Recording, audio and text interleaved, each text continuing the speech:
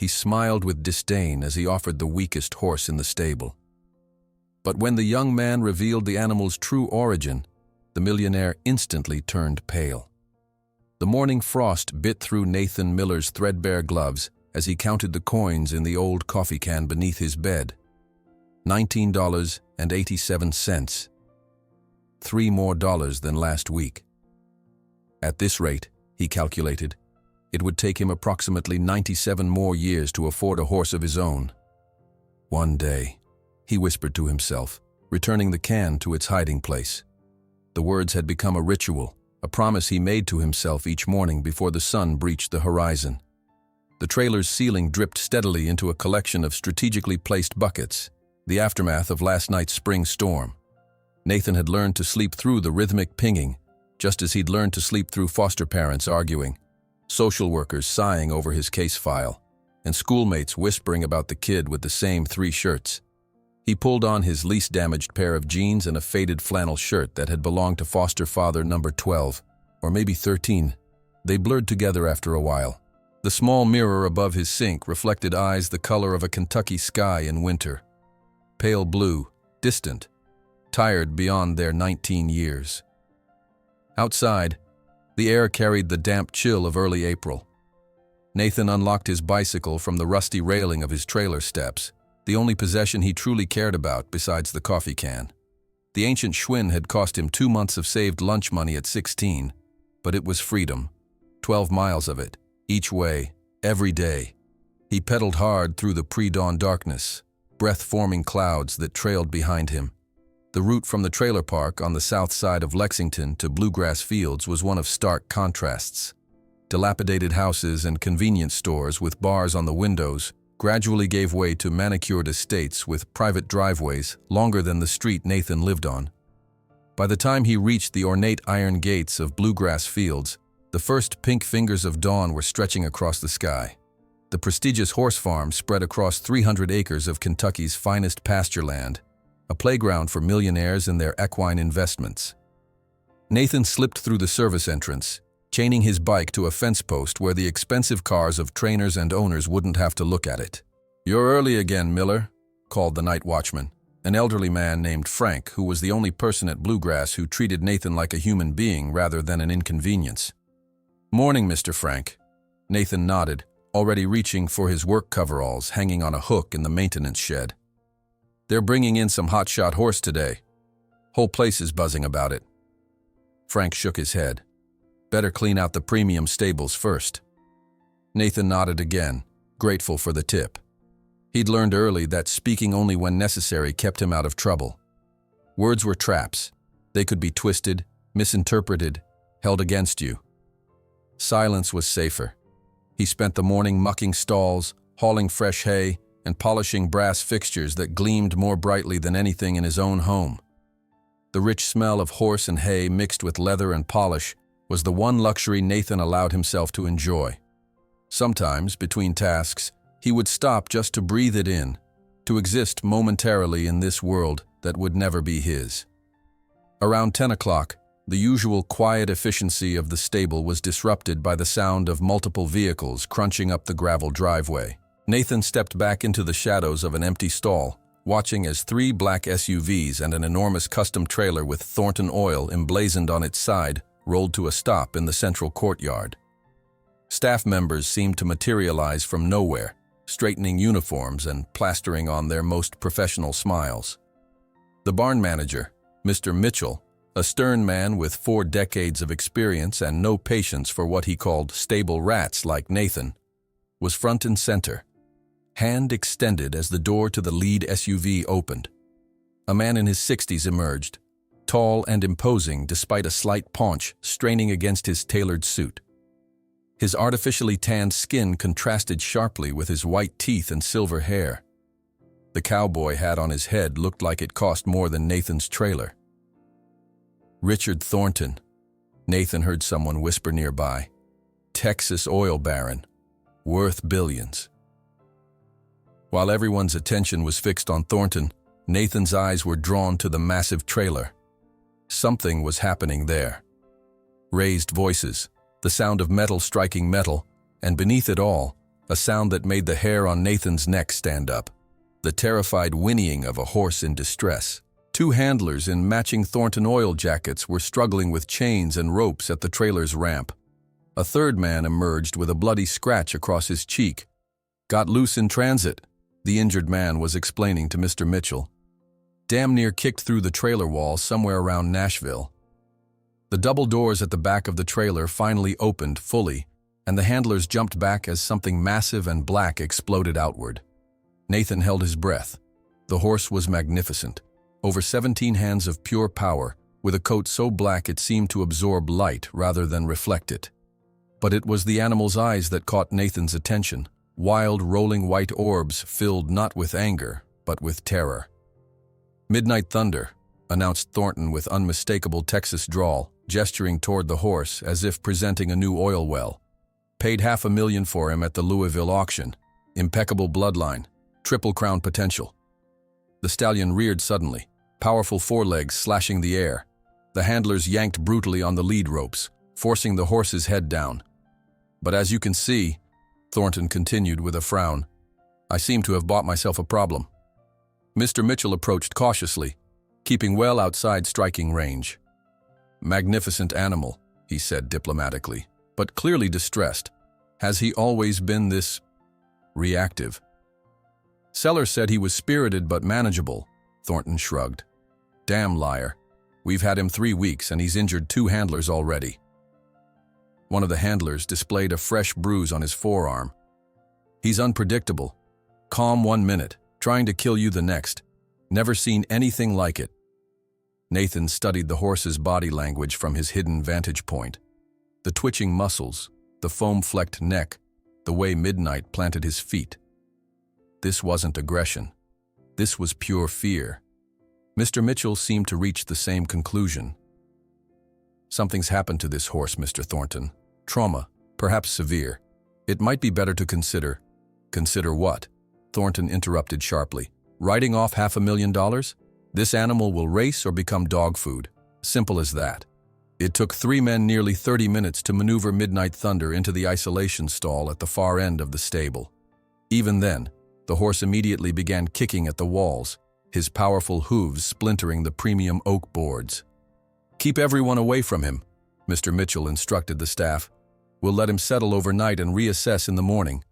Throughout the day, Nathan completed his assigned tasks, but his mind kept returning to the black stallion. During his lunch break, he quietly moved closer to the isolation stall, listening to the continued sounds of distress. The other stable workers gave the area a wide berth, conversations dropping to whispers when they passed nearby. "That animal's broken in the head," he overheard one trainer tell another. "Thornton's wasted his money." By evening, most of the staff had left for the day. Nathan was finishing his final tasks, sweeping the central aisle, checking water troughs, when Mr. Mitchell approached him. "Miller, make sure you stay away from the isolation stall," he warned. "That new horse is dangerous. Just leave the water bucket by the door. Someone else will deal with him tomorrow." "Yes, sir," Nathan replied, eyes downcast. The moment the barn manager's car pulled away, Nathan gathered his cleaning bucket and quietly made his way to the far end of the stable. The sounds from the isolation stall had changed. Less violent thrashing, more rhythmic pacing punctuated by occasional snorts. Nathan set his bucket down and lowered himself to the floor, sitting cross-legged several yards from the stall door. He didn't look directly at the opening, knowing that eye contact could be interpreted as a threat. Instead, he simply sat, his back against the opposite wall, and began to softly hum a melody. It was an old folk song, one that foster mother number 8, the only kind one, used to sing while she quilted in the evenings. Nathan couldn't remember the words anymore, just the gentle rise and fall of the tune. The pacing inside the stall slowed. A dark shadow appeared at the small opening in the upper half of the door, then quickly retreated. Nathan continued humming, keeping his body language relaxed and his eyes focused on his own hands. After nearly an hour, when his voice had grown hoarse and his back stiff from sitting on the hard floor, Nathan slowly stood. The kicking had stopped entirely. He could hear only the soft sounds of breathing from inside the stall. "I know," he whispered, not moving any closer. "I know how it feels when the whole world seems to want to break you." I know how it is when no one understands your language." He placed the fresh water bucket near the door and backed away. For 3 consecutive nights, Nathan repeated this ritual.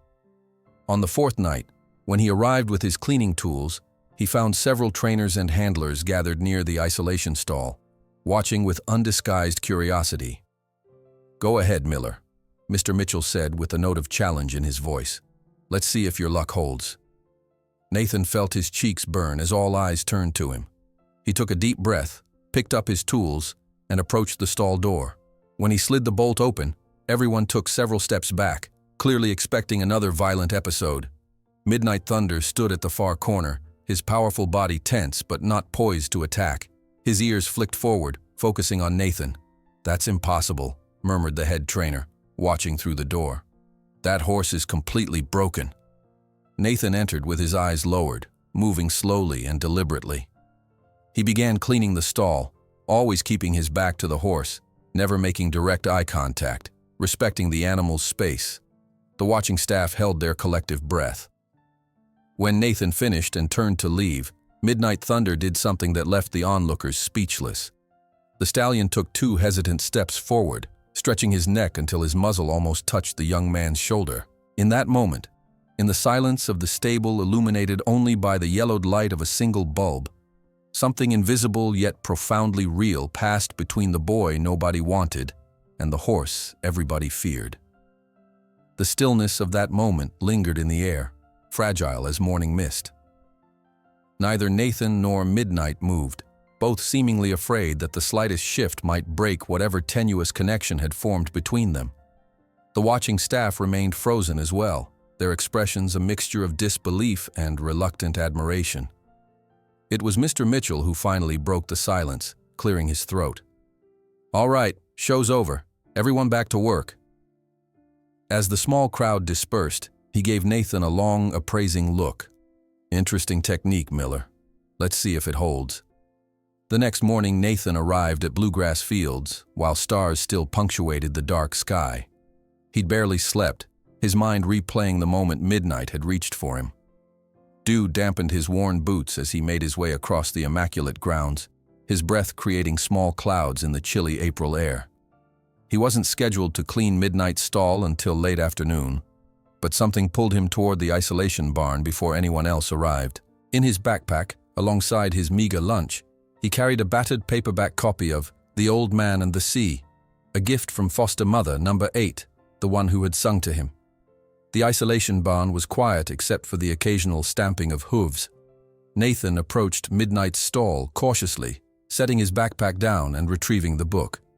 Without ceremony, he settled himself on the floor outside the stall door, leaned his back against the wall, and began to read aloud in a soft, steady voice. He was an old man who fished alone in a skiff in the Gulf Stream, and he had gone 84 days now without taking a fish. Inside the stall, Midnight's ears flicked forward at the sound of Nathan's voice. The stallion stood in the farthest corner, his body still tense, but his eyes followed the source of the gentle narrative. Nathan continued reading for nearly an hour, never looking directly at the horse, never attempting to engage. When other staff began arriving, he quietly marked his page, returned the book to his bag, and slipped away to begin his regular duties. The next morning, he returned even earlier, resuming his position and his reading as though there had been no interruption. On the 3rd morning, he noticed Midnight had moved closer to the stall door while he read, though the horse retreated when Nathan finally closed the book and stood. By the end of the week, Nathan's early morning ritual had become an object of curiosity among the Bluegrass Field staff. Sarah Jenkins, a veteran handler in her 50s with calloused hands and no-nonsense eyes, observed him from a distance one morning.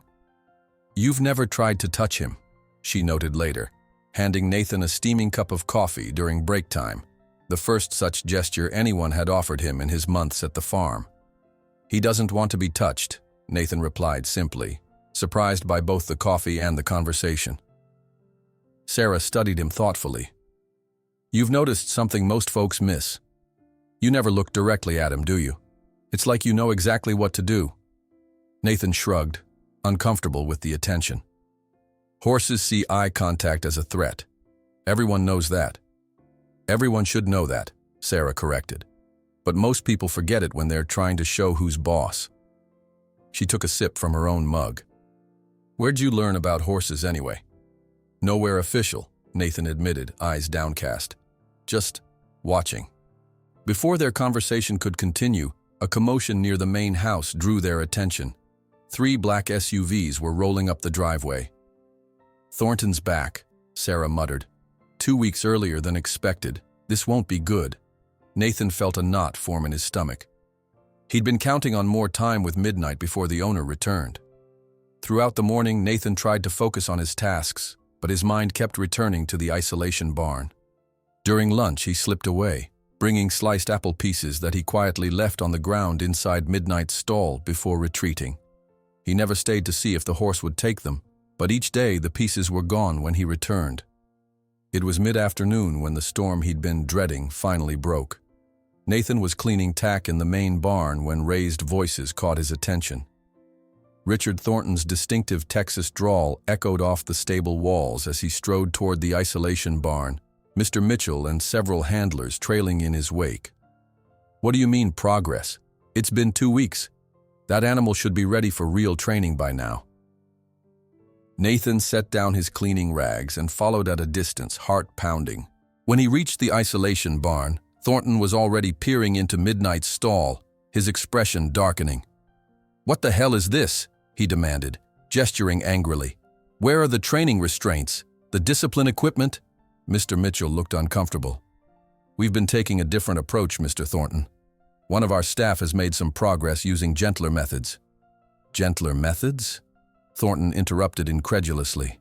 "You mean you've been coddling a $500,000 investment like it's a petting zoo pony?" Nathan stepped forward before he could stop himself. "He's traumatized, sir. Not dangerous. Something terrible happened to him." All eyes turned to Nathan, who immediately regretted speaking. Thornton looked him up and down, taking in the worn clothes and messy hair. "And who is this?" he asked Mitchell coldly. "Nathan Miller. He's our maintenance staff," Mitchell replied carefully. "He's had some success approaching the horse." Thornton's expression was one of pure disdain. "The janitor? You're letting the janitor play horse whisperer with my thoroughbred." Nathan kept his eyes lowered, but continued. "Mr. Thornton, please, if I could explain what I've learned about Midnight. He was—" "Shut up!" Thornton snapped. "You clean stalls and sweep floors. Leave the horses to professionals." He turned to Mitchell. "Show me this progress you're talking about." Reluctantly, Mitchell nodded to Nathan, who stepped toward Midnight's stall. The stallion, who had been watching the commotion with growing agitation, focused on Nathan as he approached. The young man moved slowly, kept his eyes averted, and spoke in the same quiet tone he used during their morning reading sessions. Remarkably, Midnight remained calm, even taking a hesitant step toward Nathan. Thornton watched with narrowing eyes. "This proves nothing. Where's your whip? Your spurs? How do you expect to control an animal like this with bedtime stories?" Before anyone could stop him, Thornton pushed past Nathan and entered the stall, gesturing grandly. "This is how you show who's in charge." Midnight's reaction was instantaneous and violent. The stallion reared up, front hooves slashing through the air inches from Thornton's face. The businessman fell backward, scrambling desperately out of the stall on his hands and knees as handlers rushed to close the door. Nathan remained perfectly still during the chaos, not flinching even as Midnight's hooves came dangerously close to him as well. Somehow, the horse seemed to calculate his movements to avoid the young man, even in his panic. "That animal is insane," Thornton shouted, adjusting his fallen hat and brushing dirt from his expensive suit. His face had turned an alarming shade of red. "I've seen enough. I give you 3 weeks. If he's not ready for conventional training by then, he goes to slaughter." After Thornton's angry departure, the stable fell into an uneasy silence. Mr. Mitchell pulled Nathan aside, his expression grave. "Kid, you have 3 weeks to do the impossible. I'm sorry, but I can't risk my job over this." That night, long after everyone had left, Nathan returned to the stable with his guitar and a threadbare blanket. If he had only 3 weeks, he would make every moment count. He slipped into the darkness of the barn, finding his way to Midnight's stall by memory. The horse nickered softly as Nathan settled onto the hay near the stall. Gently, he began to strum, playing the folk melodies that had once been his only comfort in the darkest foster homes. Midnight's breathing gradually slowed, matching the rhythm of the music. Night after night, Nathan continued his secret vigil. After his shift ended, when the grounds were empty, he would return to spend hours simply existing in the same space as Midnight, sometimes playing guitar, sometimes reading aloud, sometimes just sitting in companionable silence. In the middle of the second week, Nathan's dedication was rewarded in an unexpected way. A violent spring storm rolled across the Kentucky hills, bringing slashing rain and thunder that shook the barn's foundations. The other horses whinnied in distress, kicking at their stalls, but Nathan's attention was fixed on Midnight. The stallion was trembling, sweat darkening his black coat despite the cool air. Each crack of thunder made him flinch as though expecting a blow. Nathan set his guitar aside and simply sat on the hay, speaking softly. "I know about storms," he told Midnight. "When I was 10, my foster father locked me in the basement during a tornado. I could hear everything breaking above me, but couldn't get out." He continued talking, sharing stories he'd never told another soul, his voice a steady counterpoint to the storm's fury. Gradually, Midnight's trembling subsided. Then, during a particularly violent thunderclap, the horse did something astonishing. He deliberately walked to where Nathan sat and lowered his head, allowing the young man to touch his neck for the first time. Nathan's hand shook as he gently stroked the powerful muscle beneath the silky coat. "The fear isn't weakness," he whispered to the horse. "It's just your body trying to keep you alive." They remained that way through the worst of the storm, finding mutual comfort in shared vulnerability. Eventually, Nathan fell asleep on the clean hay, emotionally exhausted. Midnight stood guard nearby, occasionally lowering his head to snuffle at the sleeping figure. Word of Nathan's progress began spreading beyond bluegrass fields. Handlers from neighboring farms found excuses to visit, curious about the janitor and the killer horse. Local Amish families sometimes appeared at the fence line, silently watching Nathan work with Midnight from a respectful distance. An elderly woman introduced herself as Dr. Eleanor Whitman, a retired veterinarian, and began visiting regularly, bringing herbs and natural remedies for Midnight's self-inflicted wounds. "This horse," she told Nathan after observing them for an hour, "suffered something terrible. See the old scars on his hind legs, the marks on his flank.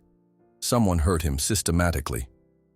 With Dr. Whitman's discreet guidance, Nathan began introducing stimuli that normally frightened Midnight, the clatter of metal buckets, the crack of whips in the distance, always associating them with positive experiences, like fresh apple slices or gentle grooming.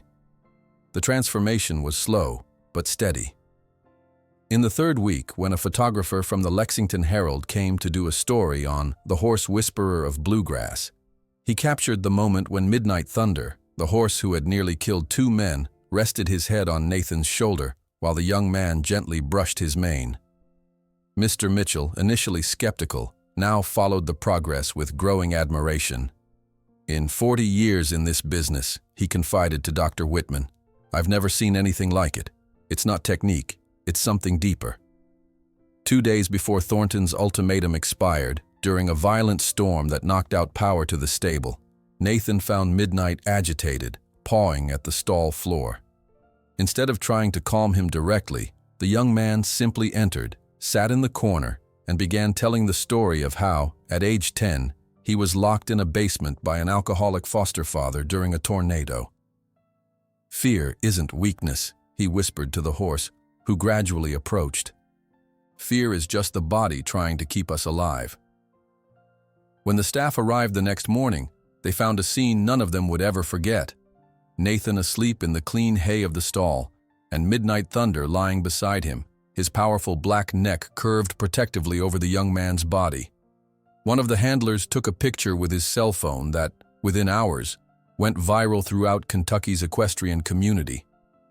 It was this image that Richard Thornton saw on his iPad when his private jet landed in Lexington for his scheduled visit. The image on Richard Thornton's iPad screen spread across Kentucky's equestrian community like wildfire, jumping from phone to phone, email to email, conversation to conversation. By mid-morning, the photo had been shared in every stable from Lexington to Louisville. Nathan Miller asleep in the hay with Midnight Thunder's muscular neck curved protectively over him like a living shield. At Bluegrass Fields, the day began with an unusual energy. Stable hands glanced at their phones between tasks, showing each other the viral image. Whispers followed Nathan as he moved through his morning routine, though he remained oblivious to his sudden minor celebrity. "Did you see it?" a young exercise rider asked her colleague. "The killer horse and the janitor?" "My cousin at Willow Creek says it's impossible," the other replied. "Says that horse should have been put down weeks ago." By noon, a small gathering had formed near the main gate of Bluegrass Fields. Local horse enthusiasts, amateur photographers, and curious passers-by stood in small clusters, hoping to catch a glimpse of the unlikely pair. Mr. Mitchell, initially annoyed by the unexpected attention, found himself fielding calls from regional media outlets. "This is a private facility," he repeated into his office phone for the third time that hour. "No, we don't give tours. No, Mr. Miller is not available for comment." When he hung up, he gazed thoughtfully through his window at the maintenance worker quietly going about his duties. Perhaps, he considered, there was potential for positive publicity here. Bluegrass Fields prided itself on innovation in training methods. If they could frame this correctly. Nathan remained unaware of his growing audience as he continued his work, his mind focused on the 3-week deadline that was rapidly approaching. During his lunch break, he slipped away to the isolation barn, apple slices tucked in his pocket. He found Midnight calmer today, watching him with a steadier gaze than before. "You're getting famous," Nathan told the horse quietly as he placed the apple pieces on the ground. "Not sure either of us is ready for that." As he turned to leave, he nearly collided with an elderly woman standing just outside the stall door. Her silver hair was pulled back in a neat bun, and despite her age, somewhere in her 70s, Nathan guessed, her eyes were sharp and assessing. "Don't mind me," she said, her voice carrying the refined accent of old Kentucky money. "I just wanted to see for myself what all the fuss was about." Nathan recognized her from previous visits. "Dr. Whitman," he acknowledged with a respectful nod. Dr. Eleanor Whitman had been observing from a distance for several days, never interfering, simply watching with the patient eyes of someone who had spent decades understanding horses. Now she studied Midnight thoughtfully. "May I?" she asked, gesturing toward the stall. Nathan hesitated. He doesn't like strangers. "I'm not asking to go in," she clarified. "Just to look more closely." He stepped aside, and Dr. Whitman approached the stall door, maintaining a respectful distance. Her eyes traveled over Midnight's powerful form with professional precision. "See there," she said softly, pointing. "The scarring on his hind legs, and those marks along his flank." She looked at Nathan. "Someone hurt this animal systematically. This isn't a temperamental horse. This is a survivor." Nathan nodded, having suspected as much from his nights spent with Midnight. "He has nightmares," he said quietly. "His legs twitch and he makes these sounds like he's running from something." "Horses remember trauma differently than humans," Dr. Whitman explained. "They can't rationalize it away or talk themselves through it. They live with it in their bodies." She reached into her bag and produced a small jar. "Arnica salve. For the self-inflicted wounds. It won't sting like conventional treatments." Nathan accepted the gift with surprise. "Thank you." A small crowd had begun to gather at a respectful distance, watching the interaction. Among them were several Amish families, the men in their distinctive hats and suspenders, the women in simple dresses and bonnets. They stood silently, occasionally nodding to each other as they observed. "You have an audience," Dr. Whitman noted. Nathan shifted uncomfortably. "I'm just doing my job."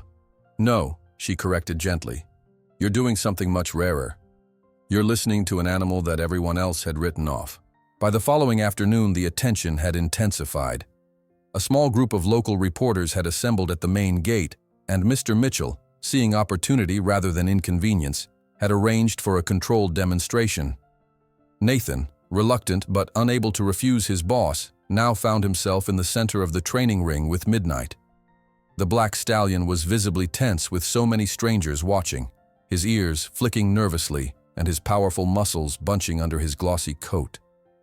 Nathan kept his body between the horse and the observers, speaking in a low, steady stream of reassurance. "Just like our mornings," he murmured. "Just you and me. They're not even here." Gradually, Midnight relaxed enough to follow Nathan in a slow circle around the ring. The observers watched in respectful silence as the young man worked without halter or lead rope, using only his presence and quiet voice to guide the horse. "He's not using any equipment at all," one of the Amish men noted to his companion. "No force, just patience." Nathan demonstrated how Midnight would now accept gentle touches along his neck and withers, though still flinched if hands moved too quickly toward his face or hind legs. Dr. Whitman, standing beside Mr. Mitchell, provided occasional commentary on what they were witnessing. "The horse is making choices," she explained to the gathered spectators. "He's being invited to participate rather than forced to submit. That's the difference."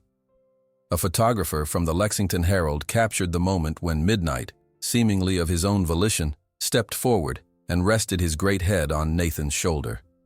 The shutter clicked rapidly, immortalizing the image of the powerful black stallion and the slender young man in worn clothes, connected by something invisible yet palpable. In the days that followed, Dr. Whitman became a regular presence at Bluegrass Fields. She brought herbs and natural remedies, guiding Nathan in addressing Midnight's specific traumas. Together, they developed a systematic approach to desensitization. "We need to help him build new associations," she explained as they stood outside Midnight's stall. "What triggers his panic responses?" Nathan had compiled a mental list. Metal sounds, especially chains, quick movements above his head, men with deep voices who enter his space directly. Dr. Whitman nodded. "Then we address each trigger separately, always pairing it with something positive." They began with the sound of metal buckets, deliberately creating gentle clanking noises at a distance, while Nathan offered Midnight fresh apple slices. Each day, the sound could be slightly closer, slightly louder, always followed by the reward. Within a week, Midnight barely flicked an ear at sounds that had previously sent him into a frenzy. News of their work spread. Small donations began appearing at the stable, a bag of premium feed left anonymously, new grooming brushes, specialized supplements. The local Amish community delivered a handcrafted leather halter, butter-soft and designed for sensitive horses. The gesture moved Nathan deeply, as he knew how precious both the materials and craftsmanship were to the typically frugal community. "They recognize what you're doing," Dr. Whitman told him, respecting the animal's spirit instead of breaking it. Mr. Mitchell, initially skeptical, now watched Nathan's progress with growing admiration. After observing a particularly successful session where Midnight allowed Nathan to touch areas that had previously been off-limits, the manager pulled Dr. Whitman aside. "In 40 years in this business," he confided, "I've never seen anything like it. It's not technique, it's something deeper." "It's recognition," she replied simply. Two broken spirits recognizing each other. 2 days before Thornton's ultimatum expired, a violent storm rolled across the Kentucky hills.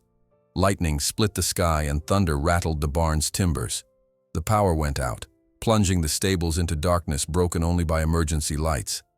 Nathan, who had been staying late each night, found Midnight in a state of extreme agitation, pawing at the stall floor and trembling visibly with each thunderclap. Instead of attempting to restrain him, Nathan simply entered the stall and sat in the corner. "I know about storms," he began softly, his voice barely audible above the rain hammering on the roof. "When I was 10, my foster father locked me in a basement during a tornado. Everyone else went to the shelter at the high school, but he said I hadn't earned the right to safety." Midnight's ears swiveled toward Nathan's voice, though his body remained tense. "I could hear everything breaking above me," Nathan continued, "the windows shattering, furniture sliding across the floor. I was sure the whole house would collapse and bury me. He paused as particularly loud thunder shook the barn.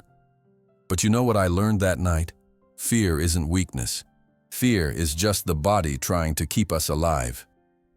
Gradually, Midnight's frantic movement slowed. The stallion made his way across the stall, each step hesitant but deliberate, until he stood directly before Nathan. Then, in a gesture of profound trust, the horse lowered himself to the ground, folding his legs until he lay in the clean hay beside the young man. Nathan continued talking, sharing stories he'd never told another soul, until both he and Midnight drifted into exhausted sleep amid the storm's diminishing fury. When the stable hands arrived the next morning, they discovered the scene that would change everything. Nathan asleep in the hay. Midnight Thunder's powerful body curved protectively around him, the horse's neck stretched over the young man like a living shield. One of the handlers silently took out his phone and captured the image. By mid-morning, the photo had gone viral throughout Kentucky's equestrian community and beyond. By afternoon, it had reached national equestrian forums and animal welfare groups.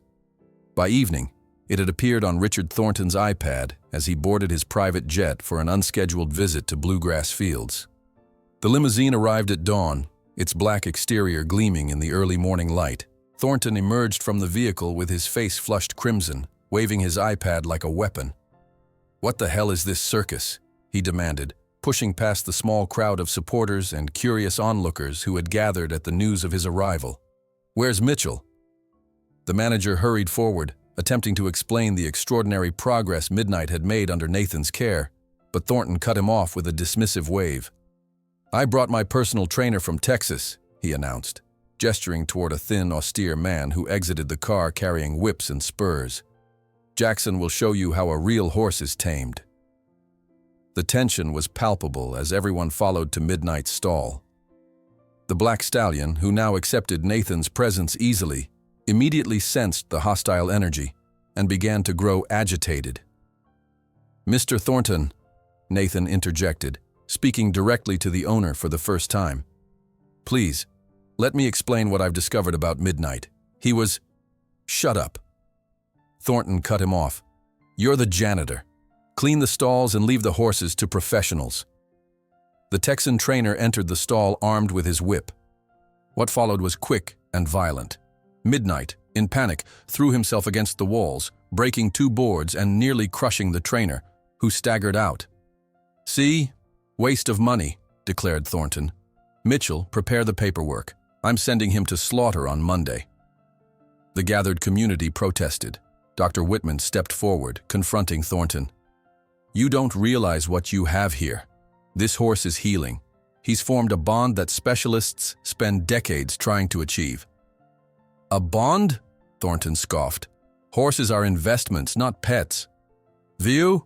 Desperdicio de dinero," declared Thornton, brushing imaginary dust from his expensive suit. "Mitchell, prepare the paperwork. I'm sending him to slaughter on Monday." Words that fell like stones on Nathan's heart.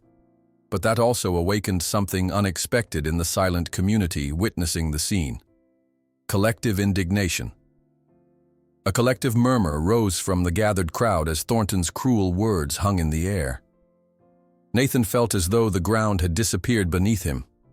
3 weeks of patient progress, the fragile trust he'd built with Midnight, all dismissed with the casual cruelty of a man who saw living beings as nothing more than entries on a balance sheet.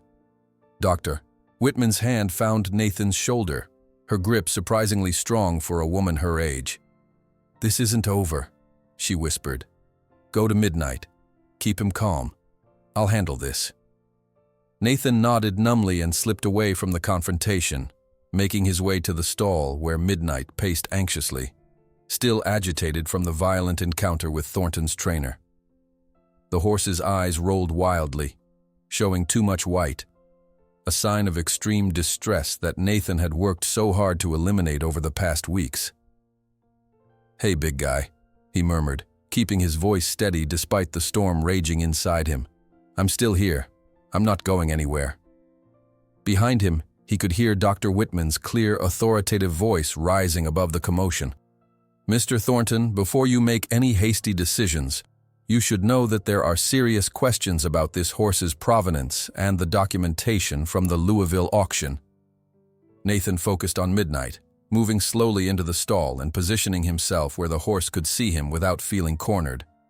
The stallion's nostrils flared, pulling in Nathan's familiar scent, his massive chest heaving with each rapid breath. "That's it," Nathan encouraged softly. "Remember me. Remember we've been through storms together." Throughout the remainder of that day, Nathan stayed close to Midnight's stall, aware of the gravity of Dr. Whitman's accusation and the flurry of activity it had triggered. Mr. Mitchell and Thornton had retreated to the office for what sounded like a heated discussion, while curious stable hands and the growing crowd of supporters lingered, sensing that something significant was unfolding. As dusk fell, Nathan was startled by Dr. Whitman's return, accompanied by an elderly man who moved with deliberate care, leaning on an intricately carved wooden cane. Despite his obvious physical frailty, the man carried himself with the quiet dignity that Nathan associated with the old horsemen of Kentucky, those who had been born into the tradition rather than bought their way into it. "Nathan," Dr. Whitman called softly. "This is Joseph Turner. He'd like to see Midnight." The name struck a chord of recognition. Even Nathan, with his limited exposure to the formal world of thoroughbred racing, knew of the Turner breeding line, horses that weren't always the flashiest or most expensive, but were renowned for their heart and endurance. "Mr. Turner," Nathan acknowledged with respect. The old man nodded, his weathered face creasing into a faint smile. "So you're the boy everyone's talking about, the one who speaks horse better than human." Nathan felt his cheeks warm at the characterization. "I don't know about that, sir. Eleanor tells me this stallion has some distinctive markings," Turner continued, his eyes drifting toward Midnight, who watched the newcomers warily from the back of his stall. Dr. Whitman placed a gentle hand on Nathan's arm. "Could you show Joseph the mark inside Midnight's left ear, the one you mentioned to me last week?" Nathan hesitated, glancing at Midnight. The horse had allowed Nathan to touch his ears only recently, a significant breakthrough in their trust building. Introducing a stranger into that fragile equation could set them back considerably. "I can try," he said finally, "but I'll need some time with him first, and Mr. Turner will need to stay back until I give the signal." The old breeder nodded approvingly. "Smart boy. Take your time." Nathan entered the stall alone, speaking softly to Midnight in the soothing cadence that had become their private language. He moved unhurriedly, allowing the horse to track his movements, to remember that Nathan had never betrayed his trust. Gradually, Midnight's rapid breathing slowed, his tense muscles relaxing incrementally as Nathan worked his way closer. "That's right," Nathan murmured. "Just like always. Just you and me." When he finally reached Midnight's side, Nathan spent several minutes simply stroking the stallion's neck, reinforcing the positive association. Only when Midnight lowered his head in a gesture of acceptance did Nathan slowly, telegraphing every movement, reach for the horse's left ear. With infinite gentleness, he folded back the ear, revealing a small, distinctive marking on the inner skin, a natural pattern of hair that formed what looked like a three-leaf clover. From the stall door, Turner inhaled sharply. "I knew it," he said, his voice thick with emotion. "That's Thunder's Midnight from Secretariat's direct line. He disappeared from the Wilkins farm after the fire 3 years ago." Nathan carefully released Midnight's ear, rewarding the horse with a gentle scratch along his favorite spot. "The Wilkins farm?" he asked, turning toward Turner. The old man nodded gravely. "Small operation, but respected. Good people who cared for their horses. Their farm burned down under suspicious circumstances. 5 horses died in the fire. 2, including their most valuable stallion, went missing." Dr. Whitman's expression had grown serious. "Nathan, the Wilkins farm was located on land that Thornton Oil has been trying to acquire for years to expand a pipeline." The implications of their words slowly crystallized in Nathan's mind. "Are you saying Midnight was stolen?" "I'm saying," Turner replied carefully, "that the provenance documents Thornton showed at the Louisville auction deserve very close scrutiny, especially given the timing and his company's interest in that particular property. Before Nathan could respond, the sound of approaching vehicles drew their attention. Through the barn's open doors, they could see several official-looking cars pulling up to the main house, one bearing the insignia of the Kentucky Department of Agriculture. "Right on time," Dr. Whitman murmured. "You called them?" Nathan asked, surprised. "Joseph did," she replied. "He served on the state's Thoroughbred Racing Commission for 40 years. When people like Joseph Turner raise questions about a horse's provenance, officials tend to listen." The next few hours passed in a blur of official statements and tense conversations. Nathan remained with Midnight, sheltering the horse from the commotion as best he could, while investigators examined documents and conducted interviews. Reporters began to arrive, drawn by whispers of scandal involving one of Kentucky's most prominent transplanted businessmen. As evening fell, Thornton emerged from the main house looking considerably less imperious than when he had arrived that morning. His face was ashen beneath its artificial tan, his posture defensive rather than commanding. When he spotted Nathan near Midnight's stall, surrounded by a protective circle of stable hands, local horse people, and Amish supporters, his expression hardened. "This is absurd," he declared loudly enough for everyone to hear. "You're insinuating that I stole this horse? I bought him legally at auction." "With forged documents," Turner replied calmly, stepping forward. "Documents that conveniently appeared after a fire destroyed all the original records and killed the primary witnesses." "And perhaps you don't know," Dr. Whitman added, "but the small Wilkins farm was on land your company tried to buy for years to expand a pipeline." The scandal erupted like a brush fire on dry grass. Reporters surged forward, questions overlapping. Officials from the Department of Agriculture began speaking in serious tones about an immediate investigation. Employees from the Racing Commission arrived with cameras to document Midnight's identifying marks. Thornton, sensing himself being cornered, abruptly changed tactics. "This is ridiculous, but to show my goodwill," he announced before the cameras, "I'll make a gesture of generosity. Miller," he called to Nathan, who watched nervously from a distance. "You like this troubled horse so much? He's yours. A gift. We'll see how long your special bond lasts when you have to pay for the feed." Nathan froze, momentarily speechless. Owning Midnight was his dream, but he knew he couldn't afford to maintain a thoroughbred. Before he could respond, Dr. Whitman stepped forward. "Willow Creek Sanctuary offers free boarding for Midnight Thunder while the courts decide on his true ownership," she announced firmly. "And I'm certain Nathan will find employment there as a handler with fair wages." Thornton's smile was venomous. "Do whatever you want, but this is a moment of choice, boy. The horse goes where you go. If you don't show up to claim him by the end of the day, he goes to slaughter as planned."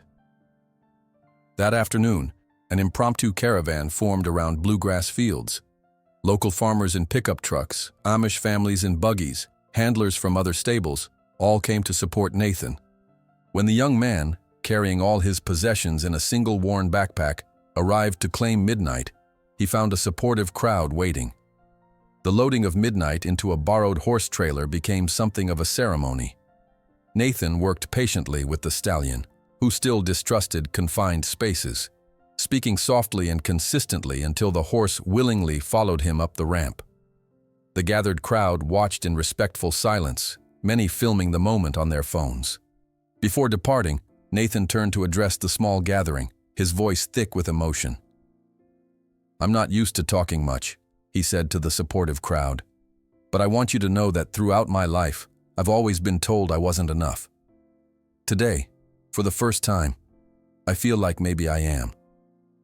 As the improvised procession of vehicles prepared to leave bluegrass fields, Nathan walking alongside the trailer where Midnight traveled. The young man didn't notice the silent tears streaming down his face, nor did he notice Thornton's dark glare from his limousine, the magnate making a hasty call. "Find out everything about this Whitman woman and her sanctuary. This isn't over." The small caravan wound its way through the rolling Kentucky countryside, golden morning light spilling across the hills as they traveled. Nathan sat in the passenger seat of Dr. Whitman's weathered pickup truck, his worn backpack clutched in his lap, eyes fixed on the trailer behind them where Midnight traveled. Every few minutes he would turn to check on the horse through the small observation window, his anxiety evident in the tightness of his shoulders. "He's doing fine," Dr. Whitman assured him, her eyes steady on the winding country road. "You did remarkable work preparing him for the trailer. Most horses with his level of trauma wouldn't have loaded at all." Nathan nodded silently, unable to fully process the whirlwind of changes that had swept through his life in the past 24 hours. He had woken up yesterday as a stable hand with no future. Now he was... what exactly? The guardian of a valuable thoroughbred. A target of Richard Thornton's wrath? A homeless teenager with even more responsibility than before? After nearly an hour's drive, they turned onto a gravel path marked by a simple wooden sign. Willow Creek. Unlike the imposing iron gates of bluegrass fields, the entrance was humble. Just an old stone pillar on either side of the drive, with willows swaying gently in the morning breeze. "Welcome to my little corner of Kentucky," Dr. Whitman said as they crested a small hill, revealing the property spread below them. Nathan's eyes widened slightly. Willow Creek was modest compared to bluegrass fields, perhaps 50 acres instead of 300, but there was an immediate sense of tranquility about the place. The main barn was an old timber structure, weathered to a soft silver gray, but meticulously maintained. Several smaller paddocks surrounded it, and beyond lay open pastures bordered by split-rail fencing. A small creek, presumably the namesake of the property, wound through the fields, willows trailing their branches in the clear water. "It's not fancy," Dr. Whitman continued, noting his expression, "but it's paid for, and it's mine." They parked near the barn, where several people were already waiting. Some faces Nathan recognized from the crowd at Bluegrass Fields, others unfamiliar but wearing the same expression of cautious welcome. "Let's get Midnight settled first," Dr. Whitman suggested. "Then we can worry about everything else." The unloading process was delicate. Despite his progress in the trailer, Midnight still showed signs of extreme anxiety in new environments. Nathan worked patiently, speaking in the same low, consistent voice he had used during their early sessions at Bluegrass Fields. "This is home now," he told the horse, standing at the base of the ramp. "No one's going to hurt you here. We can take all the time you need." It took nearly 45 minutes for Midnight to venture down the ramp, each step a deliberate choice, rather than a forced action. When the stallion's hooves finally touched the ground, there was a collective exhale from the small group of observers who had maintained a respectful distance throughout. Dr. Whitman had prepared a special stall, larger than standard, with an attached small private paddock accessible through a half door that could be left open or closed, depending on Midnight's comfort level. The stall itself had been deeply bedded with clean straw, and fresh water sparkled in a new bucket. "I thought he might appreciate the option to go outside when he wants to," she explained.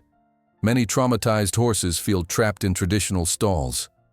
Nathan nodded gratefully, leading Midnight on a slow exploration of his new accommodations. The horse moved cautiously, nostrils flaring as he processed the unfamiliar scents, ears swiveling to capture every sound. Once Midnight seemed reasonably settled, Dr. Whitman guided Nathan to a small cottage set apart from the main house. "This is our guest house," she said, unlocking the door. "Or it was, back when I hosted visiting veterinary students. Now it's yours, if you want it." Nathan stepped inside, momentarily speechless. The cottage was simple but immaculate. One main room with a small kitchenette, a separate bedroom, and a tiny bathroom. Compared to his leaking trailer, it was a palace. "I can't," he began, but Dr. Whitman cut him off with a gentle wave. "You can and you will. Midnight needs you close by, and I need someone I can trust to help with the other horses. Consider it part of your compensation package." That evening, after helping with the basic evening chores around the sanctuary, Nathan sat on the small porch of his new home, watching the sunset paint the Kentucky hills in shades of amber and gold. For the first time in his life, he had a key in his pocket to a place that felt safe. He retrieved the old coffee can from his backpack and placed it carefully on a shelf inside the cottage, no longer hidden under a bed, but displayed as a reminder of where he'd come from and what he'd been working toward. The next morning established what would become their new routine. Nathan woke before dawn, made himself a cup of actual coffee in his own kitchen, and walked to the barn while the world was still draped in pre-dawn mist. He found Midnight standing alert in his stall, ears pricked forward at the sound of familiar footsteps. "Morning, big guy," Nathan greeted softly, settling on a stool just outside the stall door with his dog-eared copy of The Old Man and the Sea. He began reading aloud, continuing the ritual they had established at Bluegrass Fields. Midnight gradually relaxed, his massive head lowering as the familiar words washed over him. Dr. Whitman found them like this an hour later, Nathan reading quietly while Midnight stood with one hind leg cocked in a posture of equine relaxation. She observed silently for a moment before making her presence known. "I've never seen anything quite like it," she commented as she approached. "He's completely at ease with you." Nathan closed the book, marking his place with a frayed ribbon. "We understand each other." "That much is obvious," she agreed. "Come, let me introduce you to the others. Might as well know everyone you'll be working with." Willow Creek housed 5 other horses, each with their own story of neglect or mistreatment. There was Belle, an elderly mare rescued from a neglectful situation where she'd been starved nearly to death. Cooper, a former carriage horse with scars from an ill-fitting harness. Jasper, a blind gelding whose owner had abandoned him. And 2 young ponies, Maisie and Pippin, seized from a hoarding situation. "We're not a big operation," Dr. Whitman explained as they completed the morning feeding. "Just a place where horses can heal at their own pace." Later that day, while Nathan was carefully grooming Midnight, a process that still required patience and reassurance, a sleek black car pulled up the gravel drive. Dr. Whitman went to meet the visitors, leaving Nathan to continue his work. Through the barn door, he could see 3 men in expensive suits speaking with Dr. Whitman. Though he couldn't hear their words, her body language told him everything he needed to know. Back straight, chin up, arms crossed defensively. When the men departed some 20 minutes later, their expressions were clearly displeased. "What was that about?" Nathan asked when she returned to the barn. Dr. Whitman's face was tight with controlled anger. "Representatives from Thornton Oil's land acquisition department. They've been trying to buy this property for years." "For the pipeline," Nathan guessed, remembering the connection to the Wilkins farm. She nodded grimly. "These lands have been in my family for generations, and for generations companies like Thornton's have tried to get their hands on them. First for coal, then for development, now for their precious pipeline." Nathan realized with a sinking feeling that their sanctuary might not be as secure as he'd thought. "Is that why you helped us? Because you're fighting Thornton too?" Dr. Whitman's expression softened. "I helped you because what you're doing with that horse is remarkable. The fact that it frustrates Richard Thornton is merely a pleasant bonus." Over the next few weeks, Nathan settled into his new life at Willow Creek. Each morning he worked with Midnight, gradually expanding their trust exercises. The stallion had begun to accept brief touches on areas that had previously been off limits: his face, his hind legs, the top of his head. Each small victory was celebrated, each setback addressed with patient persistence. In the afternoons, Nathan helped with the other horses and general sanctuary maintenance. His mechanical skills, developed out of necessity in maintaining his decrepit trailer, proved useful in repairing fences and equipment. Dr. Whitman was a patient teacher, explaining the veterinary aspects of rehabilitation while respecting Nathan's intuitive approach. One breakthrough came during a thunderstorm similar to the one they had weathered together at Bluegrass Fields. As the first rumbles sounded across the hills, Nathan hurried to the barn, knowing Midnight's terror of storms. He found the horse already trembling, sweat darkening his black coat despite the cool air. Instead of trying to restrain Midnight, Nathan opened the stall door and the connecting door to the small private paddock. "Your choice," he told the horse. "You can stay in, go out, or just know that the option exists." To his surprise, Midnight chose to remain inside but positioned himself where he could see the open door to the paddock. The visual escape route seemed to calm him, even though he didn't take it. Nathan sat with him through the worst of the storm, playing his guitar softly and talking about his day. Word of their work began to spread.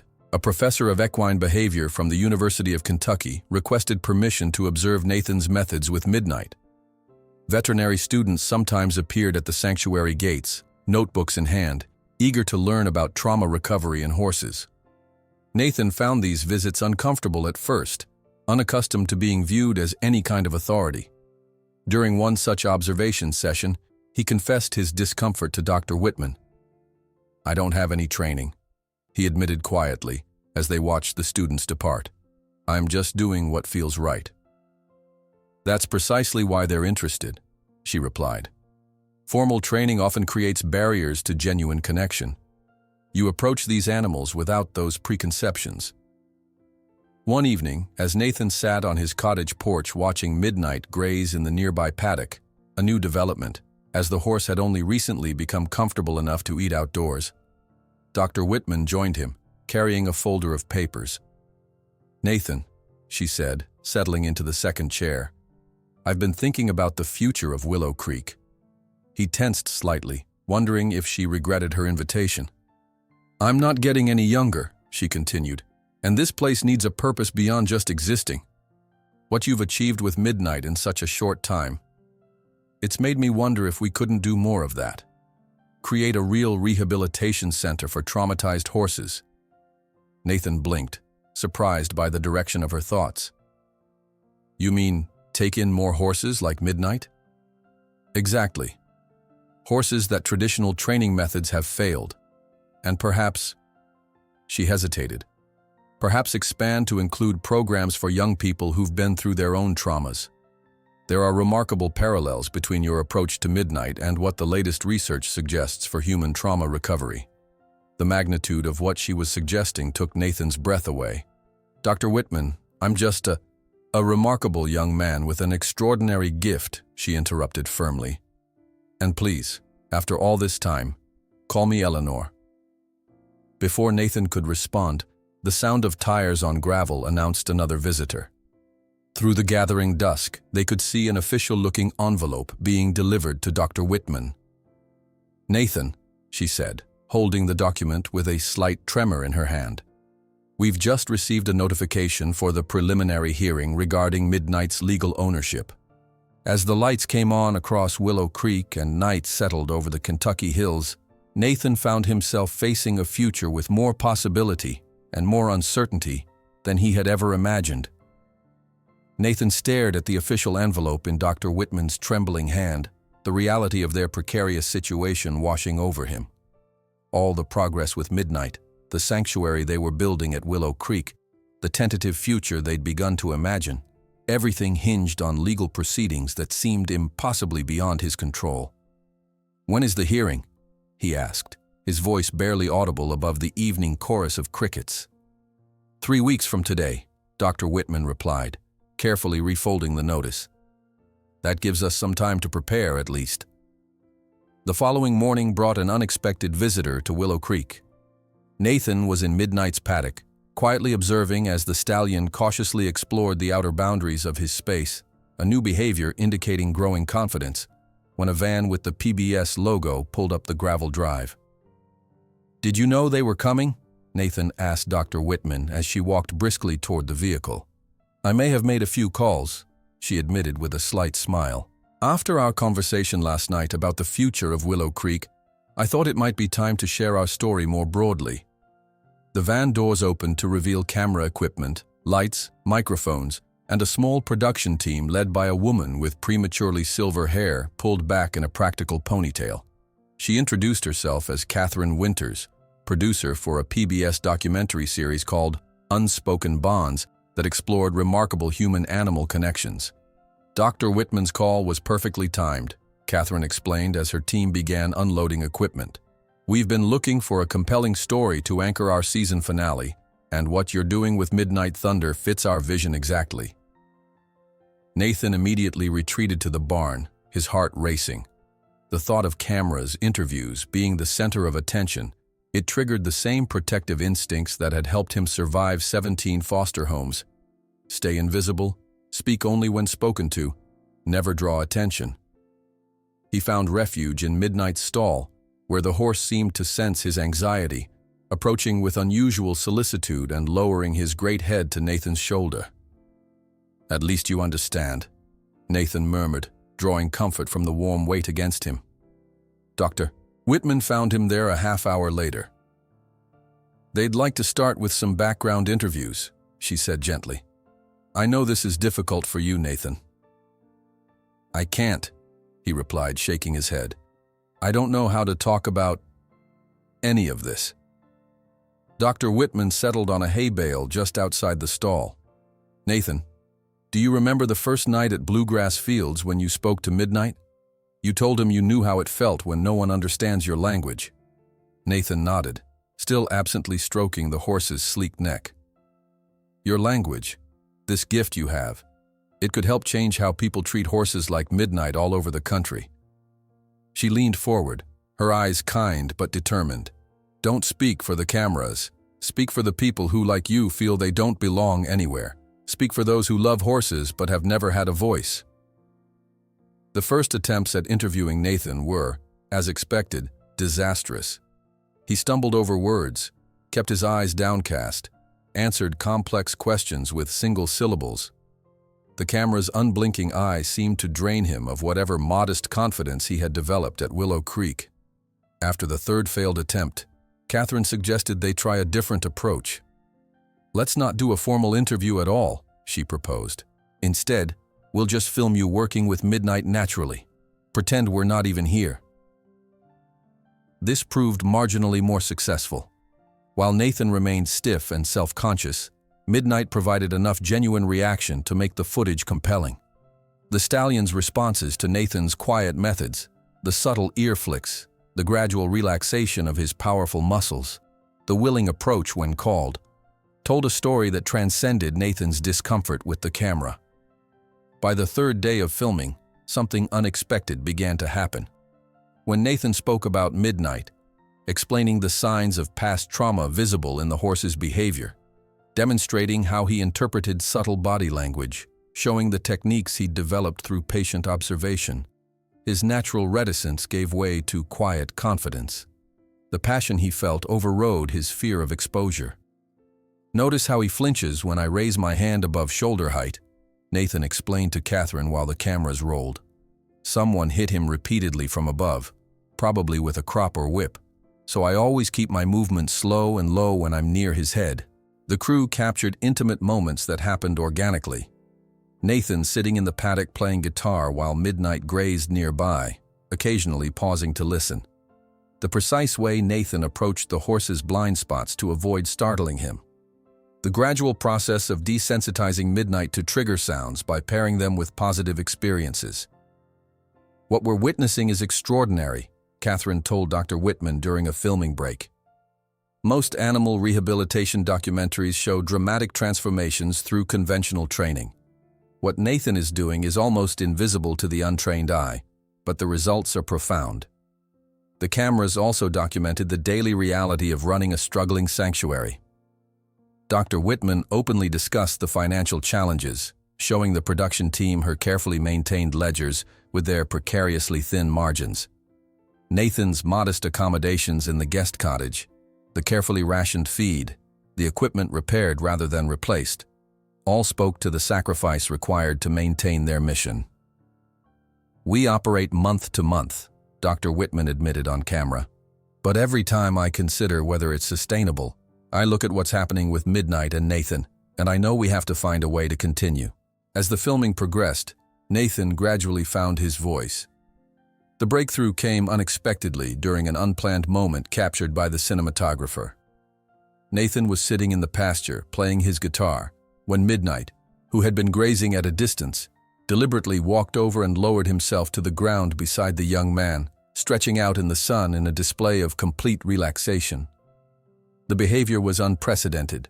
Horses, as prey animals, rarely lie down except in environments they perceive as absolutely safe. For Midnight, with his history of trauma, to make himself vulnerable this way represented a monumental step in his recovery. When Catherine quietly asked Nathan to explain what had just happened, his response was simple but profound. "He's telling me he feels safe enough to be defenseless. For a horse that survived what he did, that's like learning to breathe underwater. After 2 weeks of filming, Catherine approached Nathan and Dr. Whitman with a proposal. "We've captured some amazing material, but there's one element missing, a clear demonstration of the ultimate trust between you and Midnight." "You mean riding him?" Nathan said, immediately tense. "We're not there yet." "Not necessarily traditional riding," Catherine clarified. "Just some form of physical connection that shows how far you've come together." Nathan had been considering this possibility privately for days. Midnight had recently begun accepting a soft rope around his neck, not a restraint, but a symbolic connection between them.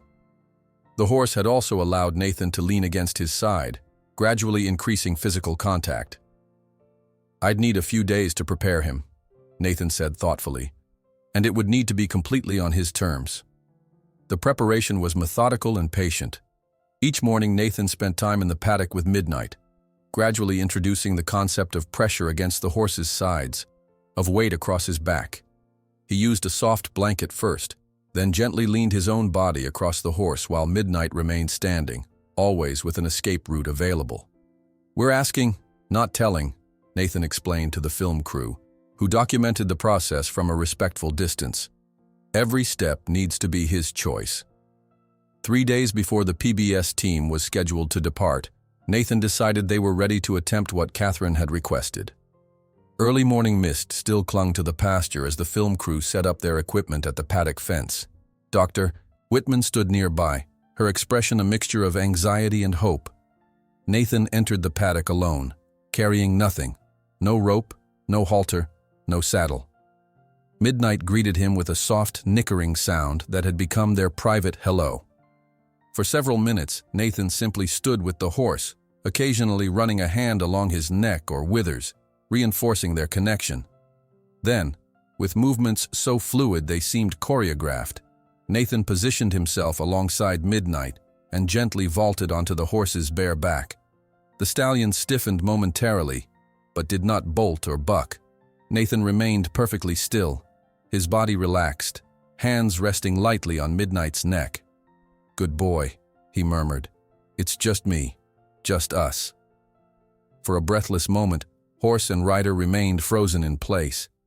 Then, responding to the subtlest shift in Nathan's weight, Midnight began to walk forward. No reins guided him, no bit controlled his mouth, no spurs urged his sides. The stallion moved of his own volition, carrying Nathan in a relationship based solely on mutual trust. The camera captured every second as they completed a slow circuit of the paddock. Nathan's face transformed by quiet joy. Midnight's ears relaxed and attentive.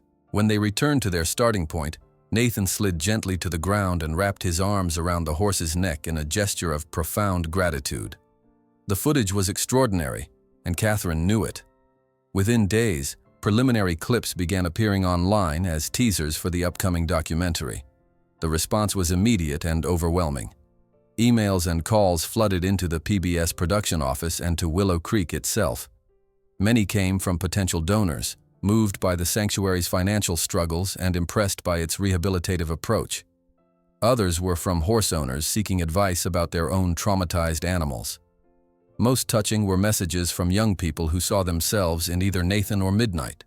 Souls who had experienced rejection and abuse, but still harbored hope for connection. Dr. Whitman handled the sudden attention with graceful efficiency, channeling inquiries into appropriate responses and managing the unexpected influx of small donations.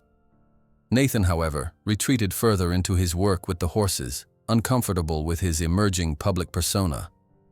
"I never wanted to be known for anything," he confessed to Dr. Whitman one evening as they reviewed the day's correspondence.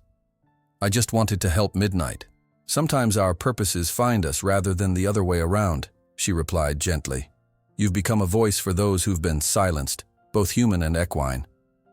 The documentary team's final day at Willow Creek coincided with a surprise visit from county officials, who arrived unannounced for what they called a routine inspection of the sanctuary's facilities and operations. The timing was suspicious, especially when one inspector mentioned being aware of concerns raised about the welfare of valuable racing stock being kept in substandard conditions. Dr. Whitman maintained her composure, efficiently providing all requested documentation while Nathan continued his normal routine with Midnight and the other horses, acutely aware of the scrutiny. The officials departed without issuing any citations, but their pointed questions about Nathan's qualifications and the sanctuary's financial stability left a cloud of anxiety hanging over Willow Creek. "Thornton," Dr. Whitman said grimly after they'd gone, "he's using his connections to apply pressure from every angle." Despite the day's tension, the PBS team captured their final footage, a beautiful sequence of Nathan and Midnight at sunset, silhouetted against the golden Kentucky hills. The image encapsulated everything their documentary sought to convey: connection transcending trauma, trust overcoming fear, the quiet revolution of patience over force. 1 week later, Nathan, Dr. Whitman, and a small gathering of supporters sat in the cottage's modest living room, watching the broadcast of Healing Whispers, the story of Midnight and Nathan, on PBS.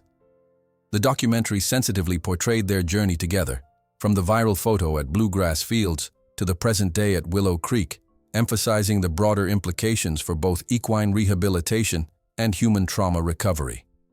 The response was immediate and overwhelming. By midnight, Willow Creek's newly established website had crashed from traffic.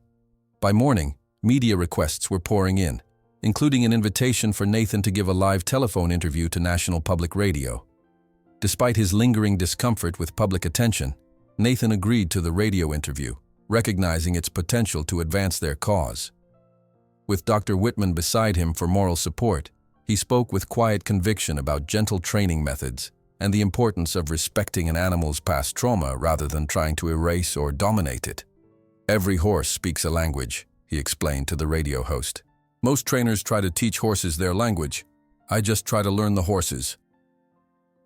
The next morning, as Nathan walked toward the barn feeling strangely light and hopeful after the documentary's successful reception, he found Dr. Whitman standing at the entrance holding an official envelope. "Nathan, we've just received a notification of eminent domain proceedings against the property for public interest pipeline construction by Thornton Oil." The words fell like a sentence, but instead of the old fear, Nathan felt something new growing inside him: determination. The eminent domain notice trembled in Dr. Whitman's hand, the official letterhead bearing the Kentucky state seal alongside the Thornton Oil logo, a perverse partnership of government authority and corporate power. Nathan felt the ground beneath him shift, but not in the familiar way that had defined his life of constant displacement. This time, the threat awakened something unfamiliar in his chest, a burning resolve that surprised him with its intensity. "Can they really just take your land?" he asked, his voice steadier than he expected.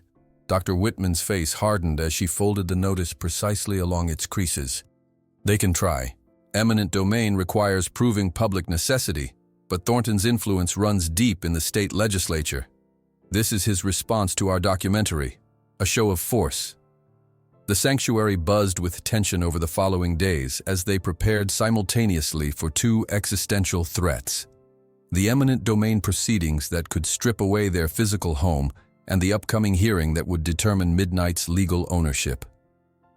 Nathan threw himself into work with the horses, finding solace in the structured routine of physical labor and the honest simplicity of equine responses.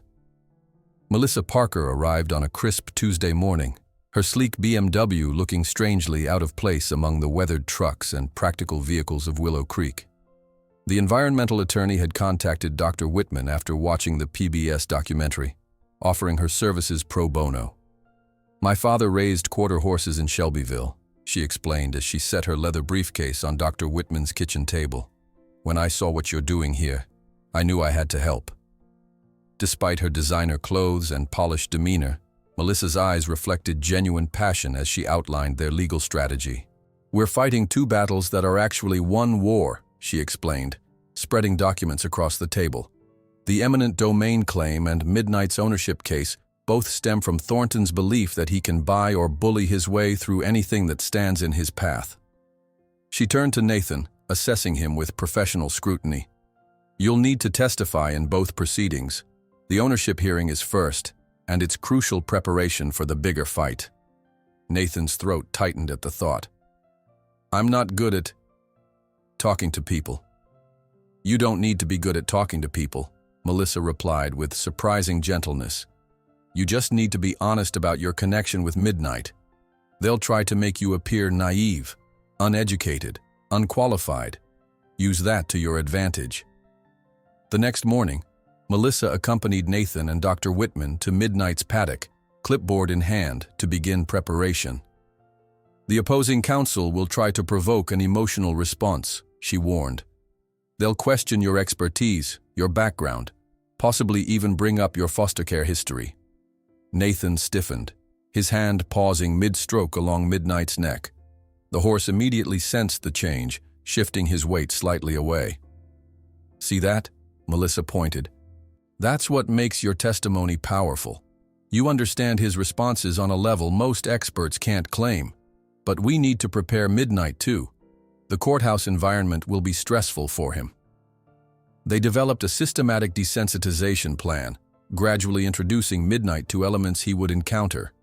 The sounds of traffic, crowds of strangers, confined spaces similar to the trailer that would transport him.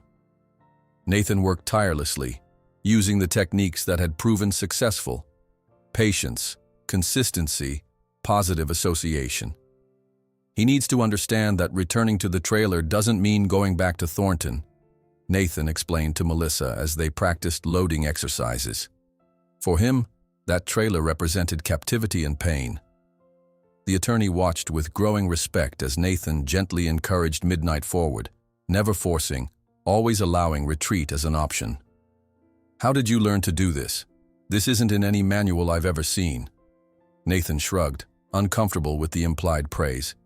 I just watch what scares him and try to make it less scary. It's what I wished someone had done for me.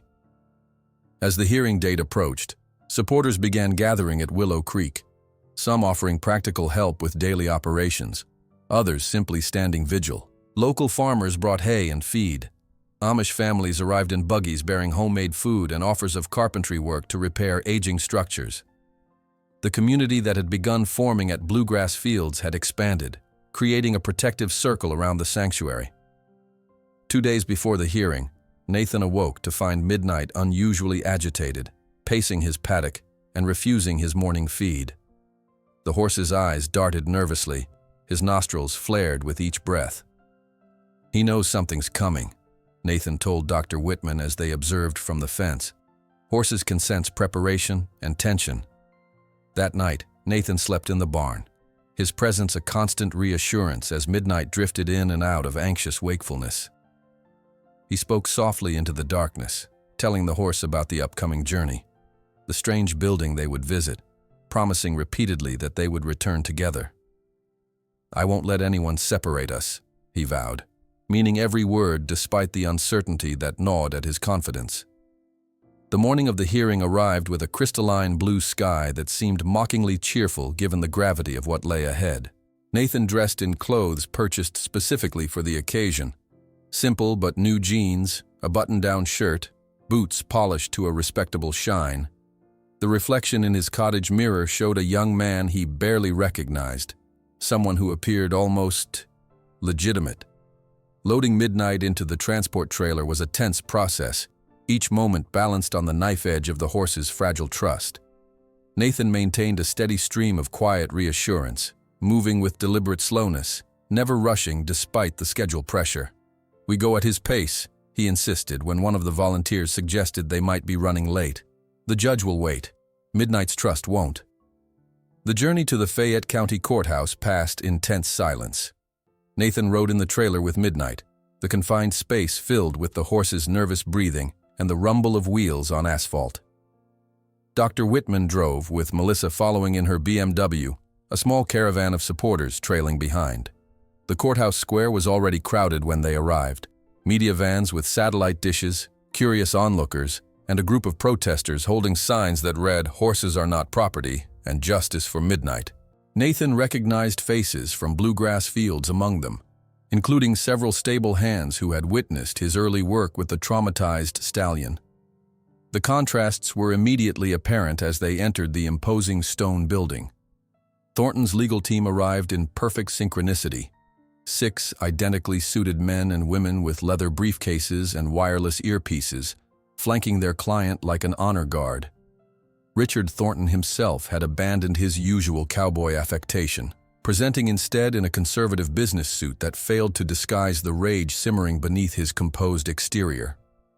By judicial special arrangement, Midnight would remain in a secured area of the courthouse parking lot, with Nathan bringing him forward only when required for examination. 2 court officers had been assigned specifically to maintain order around the valuable animal. Inside the courtroom, the atmosphere pressed down with suffocating formality. Nathan felt sweat beading along his spine as he took his seat beside Melissa and Dr. Whitman. The polished wood, the flags, the elevated bench where the judge would sit, all embodied a world of authority that had only ever worked against him. "Remember," Melissa whispered, "just tell the truth as you know it. Don't try to sound like an expert. Be yourself." Judge Marshall Harrington entered, his robes flowing behind him, face set in lines of practiced neutrality. After the procedural formalities, Thornton's lead attorney rose, a sharp-featured woman with calculating eyes and a voice that could cut glass. "Your Honor, this case is straightforward. My client purchased the horse in question through legal channels at a public auction. The documentation was reviewed and approved by racing authorities. Any suggestion of impropriety is merely an attempt to deprive Mr. Thornton of his rightfully owned property." Melissa rose in response, her demeanor calm but determined.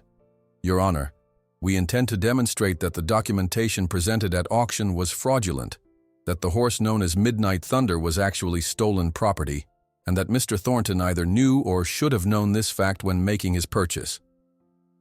The proceedings moved quickly into evidence presentation.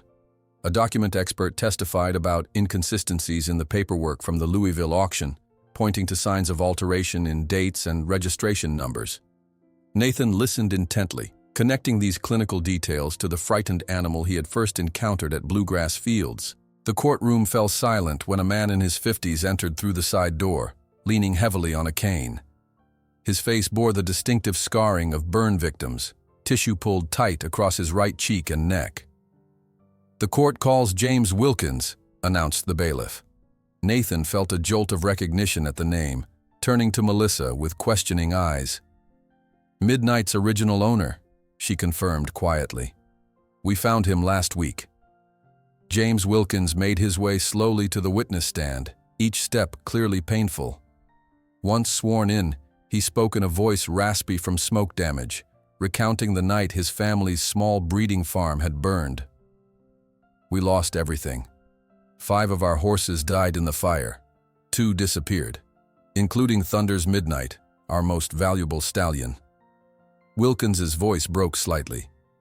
"We'd refused to sell the land to Thornton Oil 3 times in the 2 years before the fire. Each offer came with increasingly thinly veiled threats." Thornton's attorney objected sharply. "Your Honor, Mr. Wilkins is suggesting criminal activity without evidence. This is highly prejudicial." Before the judge could rule, the courtroom doors opened again. A man in an ill-fitting suit slipped in, immediately approached the bench, and handed the judge a sealed envelope. Judge Harrington's expression darkened as he read its contents. "Counsel will approach," he ordered. The attorneys huddled in intense discussion for several minutes before returning to their tables. Thornton's face had gone ashen. "In light of new evidence provided by the Commonwealth Attorney's Office, we will take a 30-minute recess," the judge announced. "Mr. Thornton is reminded that he remains under oath." During the break, Melissa explained in hurried whispers. "One of Thornton's former security contractors just turned state's evidence. He's provided sworn testimony about the Wilkins fire and other incidents of intimidation." When proceedings resumed, the mood had shifted palpably. Thornton's attorneys attempted damage control, but their earlier confidence had evaporated. The judge called for Midnight to be brought to the courthouse steps for examination of identifying marks.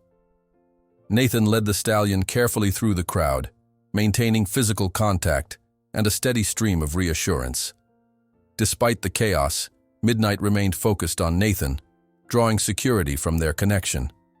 Court-appointed veterinarians confirmed the distinctive clover-shaped marking inside the left ear, matching photographs from the Wilkins farm records.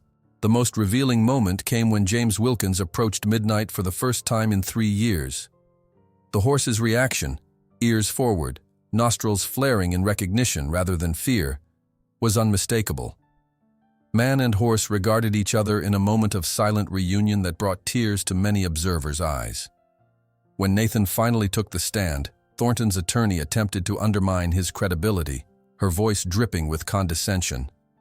"Mr. Miller, what formal qualifications do you possess in equine behavior or veterinary science?" "None," Nathan admitted simply. "No degree, no certification, no professional training of any kind. You're a high school dropout who cleaned stalls for minimum wage. What right do you have to determine the fate of a valuable racehorse?" Nathan felt the familiar urge to disappear, to make himself smaller under the assault. Instead, he looked directly at Midnight, standing patiently with a court officer at the back of the room. "I don't have diplomas or certificates," he acknowledged, his voice gaining strength. "But I understand Midnight because we both know what it's like to be treated as property instead of as living beings. We both know what it's like when the world decides your value based on what you can produce rather than who you are." The courtroom fell silent, the raw honesty of his words cutting through legal pretense. Even Thornton's attorney paused before her next question. After hours of testimony and argument, the judge announced, "This court finds that there is substantial evidence of fraud in the acquisition of this animal. The final decision will require further deliberation. But in the meantime," he looked directly at Nathan, "I order that Midnight Thunder remain in the temporary custody of Mr. Miller at Willow Creek, while we investigate more deeply into Thornton Oil's activities related to the fire at the Wilkins property." Words that made Thornton visibly pale for the first time.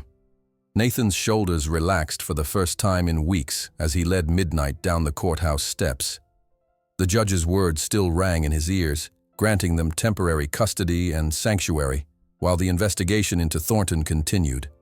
The small crowd of supporters erupted in muted cheers, their faces reflecting the same cautious hope Nathan felt blossoming in his chest. "This is just the beginning," Melissa warned as they carefully loaded Midnight into the trailer for the journey home. "Thornton will appeal, delay, and obstruct at every turn, but today was a victory worth celebrating." The return to Willow Creek had the atmosphere of a modest homecoming. Several cars followed them down the winding country road, honking cheerfully as they turned onto the gravel drive. By sunset, a small gathering had formed on the lawn. Volunteers who had helped maintain the sanctuary during their absence, neighbors who had followed the case on local news, and a few new faces drawn by the PBS documentary. Dr. Whitman watched from the porch, a rare smile softening her typically composed features. "People need something to believe in," she observed as Nathan joined her. "You and Midnight have given them that."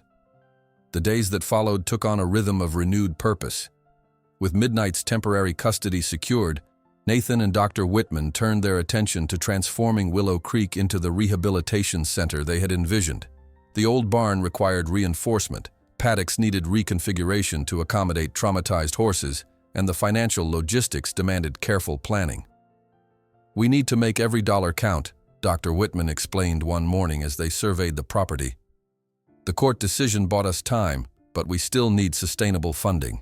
Nathan nodded, mentally calculating what he could accomplish with salvaged materials and his own labor. His years of making do with little had honed skills that now proved invaluable. He repaired fencing with reclaimed lumber, installed rain barrels to supplement water supplies, and repurposed discarded stable equipment from neighboring farms. One afternoon, as he worked on reinforcing a stall door, Nathan was surprised by James Wilkins's arrival. The burn-scarred man moved carefully across the yard, his cane sinking slightly into the soft ground.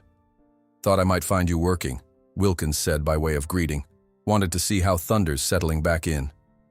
Nathan led him to the paddock where Midnight grazed peacefully. The stallion raised his head at their approach, ears forward with interest rather than fear.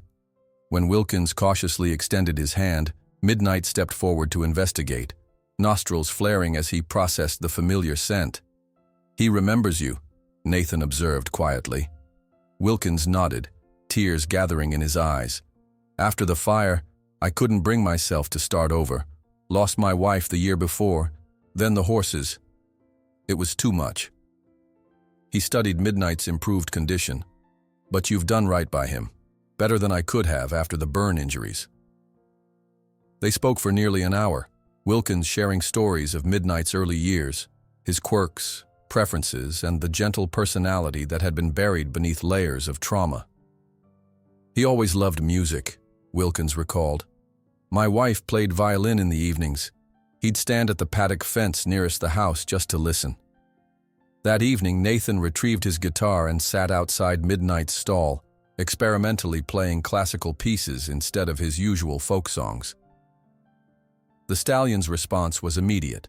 His ears swiveled forward, his breathing slowed, and he moved closer to the source of the music, confirming Wilkins's memory. You had a life before all this, Nathan murmured to the horse. A good one. And you remembered, somewhere deep inside. With each passing week, the sanctuary evolved. Dr. Whitman secured a modest grant from a foundation supporting innovative animal welfare programs, providing funds to renovate the most critical structures. Local media continued following their story, bringing occasional donations and a steady stream of volunteers. The most significant development came when representatives from the Kentucky Department of Children and Services arrived to discuss a potential partnership.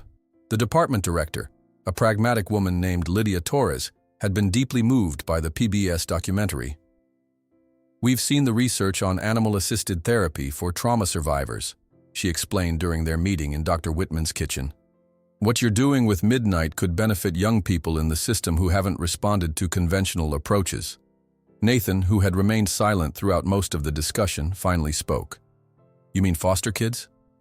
Torres nodded, her expression softening slightly. We understand you've been through the system yourself, Nathan. That perspective would be invaluable. The idea of working with young people from backgrounds similar to his own stirred complicated emotions in Nathan.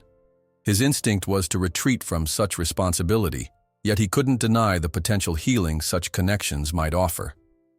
I'm not a therapist, he said cautiously. I don't have training. Neither did you with horses, Dr. Whitman pointed out gently. Yet your approach has proven more effective than many traditional methods. After careful consideration, they agreed to a pilot program. 6 adolescents from the foster care system would visit Willow Creek weekly for 3 months. The sessions would focus not on traditional riding lessons but on building relationships with the sanctuary's horses through observation and non-demanding interaction.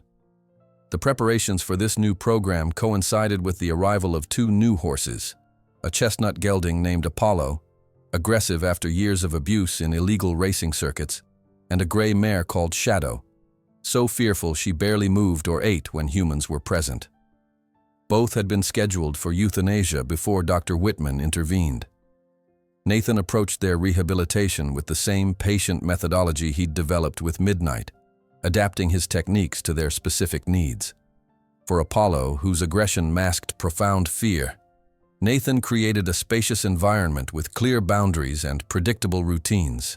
For Shadow, he simply existed in her space, reading aloud for hours without demanding any response, until she gradually accepted his presence. Each horse speaks a different dialect of the same language, he explained to Dr. Whitman, as they observed Shadow cautiously accepting food from his outstretched hand for the first time. The key is learning to listen. James Wilkins became a regular visitor, bringing his extensive knowledge of bloodlines and horse behavior. During one such visit, he arrived with albums of old photographs showing Midnight as a foal, sharing stories that helped complete the puzzle of the stallion's history. Here he is at 6 months, Wilkins said, pointing to an image of a gangly black colt frolicking in a spring pasture. Always curious, always gentle. Hard to believe anyone could turn him into the terrified animal you first met. These glimpses into Midnight's past proved therapeutically valuable. When Nathan discovered through Wilkins that Midnight had been trained to follow specific musical cues before the fire, he incorporated classical violin recordings into their sessions. The stallion's positive response confirmed that pre-trauma memories remained accessible, providing pathways to healing. The morning of the first youth program session dawned clear and cool. Nathan had barely slept, anxiety knotting his stomach as he mentally rehearsed what he would say to the teenagers. young people who, like him, had learned to distrust adults and their promises. 6 adolescents arrived in a county van, their expressions ranging from sullen disinterest to nervous anticipation. They filed out awkwardly, maintaining the defensive body language Nathan recognized all too well, arms crossed, eyes averted, personal space fiercely guarded. Nathan had prepared a carefully structured introduction, but when faced with their wary gazes, he abandoned his script. "My name is Nathan," he said simply.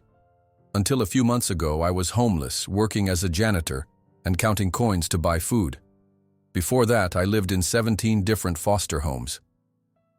The stark honesty earned him their attention, if not yet their trust. "You're not here to learn to ride," he continued, leading them toward the barn. "You're here to learn to listen." The tour began with the sanctuary's resident horses, each with their own story of neglect or mistreatment. Nathan explained their backgrounds matter-of-factly, without sentimentality or dramatization, allowing the teenagers to draw their own parallels. When they reached Midnight's paddock, the magnificent black stallion stood alert at the fence, studying the newcomers with intelligent interest. Nathan explained the horse's journey from terror to tentative trust, emphasizing the ongoing nature of recovery. "He still has nightmares," Nathan told them. "Sometimes he'll wake up sweating and trembling from memories I can't see. Recovery isn't a straight line for any of us." The group maintained a respectful distance, observing as Nathan demonstrated how he communicated with Midnight through subtle body language and quiet presence. One girl, however, lingered behind the others, her thin frame rigid with tension. Nathan noticed her immediately. The defensive posture, the long sleeves despite the warm day, the careful way she positioned herself to keep everyone in view. In her wary eyes, he recognized a familiar pain. "What's your name?" he asked gently. "Maya," she replied, her voice barely audible. "Maya, would you like to meet Midnight up close?" She shrugged with studied indifference, but her eyes betrayed interest. Nathan whistled softly, and the great black horse raised his head, trotting toward them with relaxed dignity. To everyone's surprise, Midnight stopped a few yards from the group, observed carefully, and then walked directly to Maya, ignoring the other adolescents. With remarkable gentleness for an animal so powerful, he lowered his head until his muzzle nearly touched the girl's shoulder. "He chose you," Nathan said softly. Silent tears began tracking down Maya's face as she slowly raised her hand to touch Midnight's neck. No one spoke, recognizing the significance of what they were witnessing. None of the adults harbored illusions of instant healing, but all recognized what was unfolding, the first moment of a long journey toward trust. 2 weeks later, Richard Thornton was indicted for fraud, receiving stolen property, and conspiracy related to the fire at the Wilkins property. The investigation revealed an elaborate scheme to acquire land by force for pipeline expansion, and the scandal destroyed his political aspirations for the Senate. On the same day the indictment news reached them, Nathan received another unexpected visitor at the sanctuary. James Wilkins arrived alone, walking with determination despite his physical limitations. "I came to see Thunder," he said simply. Nathan led him to the pasture where Midnight grazed. The horse raised his head at the sight of the visitor, and, to Nathan's astonishment, trotted immediately toward James, nickering softly. "He remembers," whispered the older man, embracing the horse's neck with tears in his eyes. "After everything he's been through, he remembers." After a long moment, James turned to Nathan. "The lawyers tell me that legally he belongs to me, that I can reclaim him when the case is closed." Nathan nodded, trying to hide the pain of impending separation. "But I came here to sign papers transferring Thunder's ownership to you officially," James continued, surprising the young man. "With one condition." "Anything," Nathan responded immediately. "That our program for traumatized children expands, that we use the settlement money to build something bigger, something that honors all the horses we lost in that fire." The sun rose reluctantly over Willow Creek that morning, as if sensing the gravity of what lay ahead. Nathan stood at the fence of Midnight's paddock, watching the stallion methodically tear at the dewy grass, blissfully unaware of the indictment that had been announced the previous day. The news of Thornton's legal troubles should have brought relief, but instead, It had only intensified Nathan's vigilance. Men like Thornton rarely accepted defeat gracefully. "He seems calm today," Dr. Whitman observed, joining Nathan at the fence. She handed him a steaming mug of coffee, the ceramic warm against his calloused fingers. "Too calm," Nathan replied, noting the unusually relaxed set of Midnight's ears. "He always gets like this before a storm. It's like he can feel the pressure changing." Dr. Whitman glanced at the clear blue sky. "Weather report says sunshine all week." "Not all storms come from the sky," Nathan murmured. His premonition proved accurate when, barely an hour later, a convoy of news vans began arriving at the sanctuary's entrance.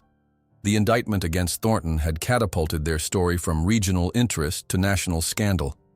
Reporters clustered at the gate, cameras pointed toward the main house, voices rising as they called out questions to anyone who passed.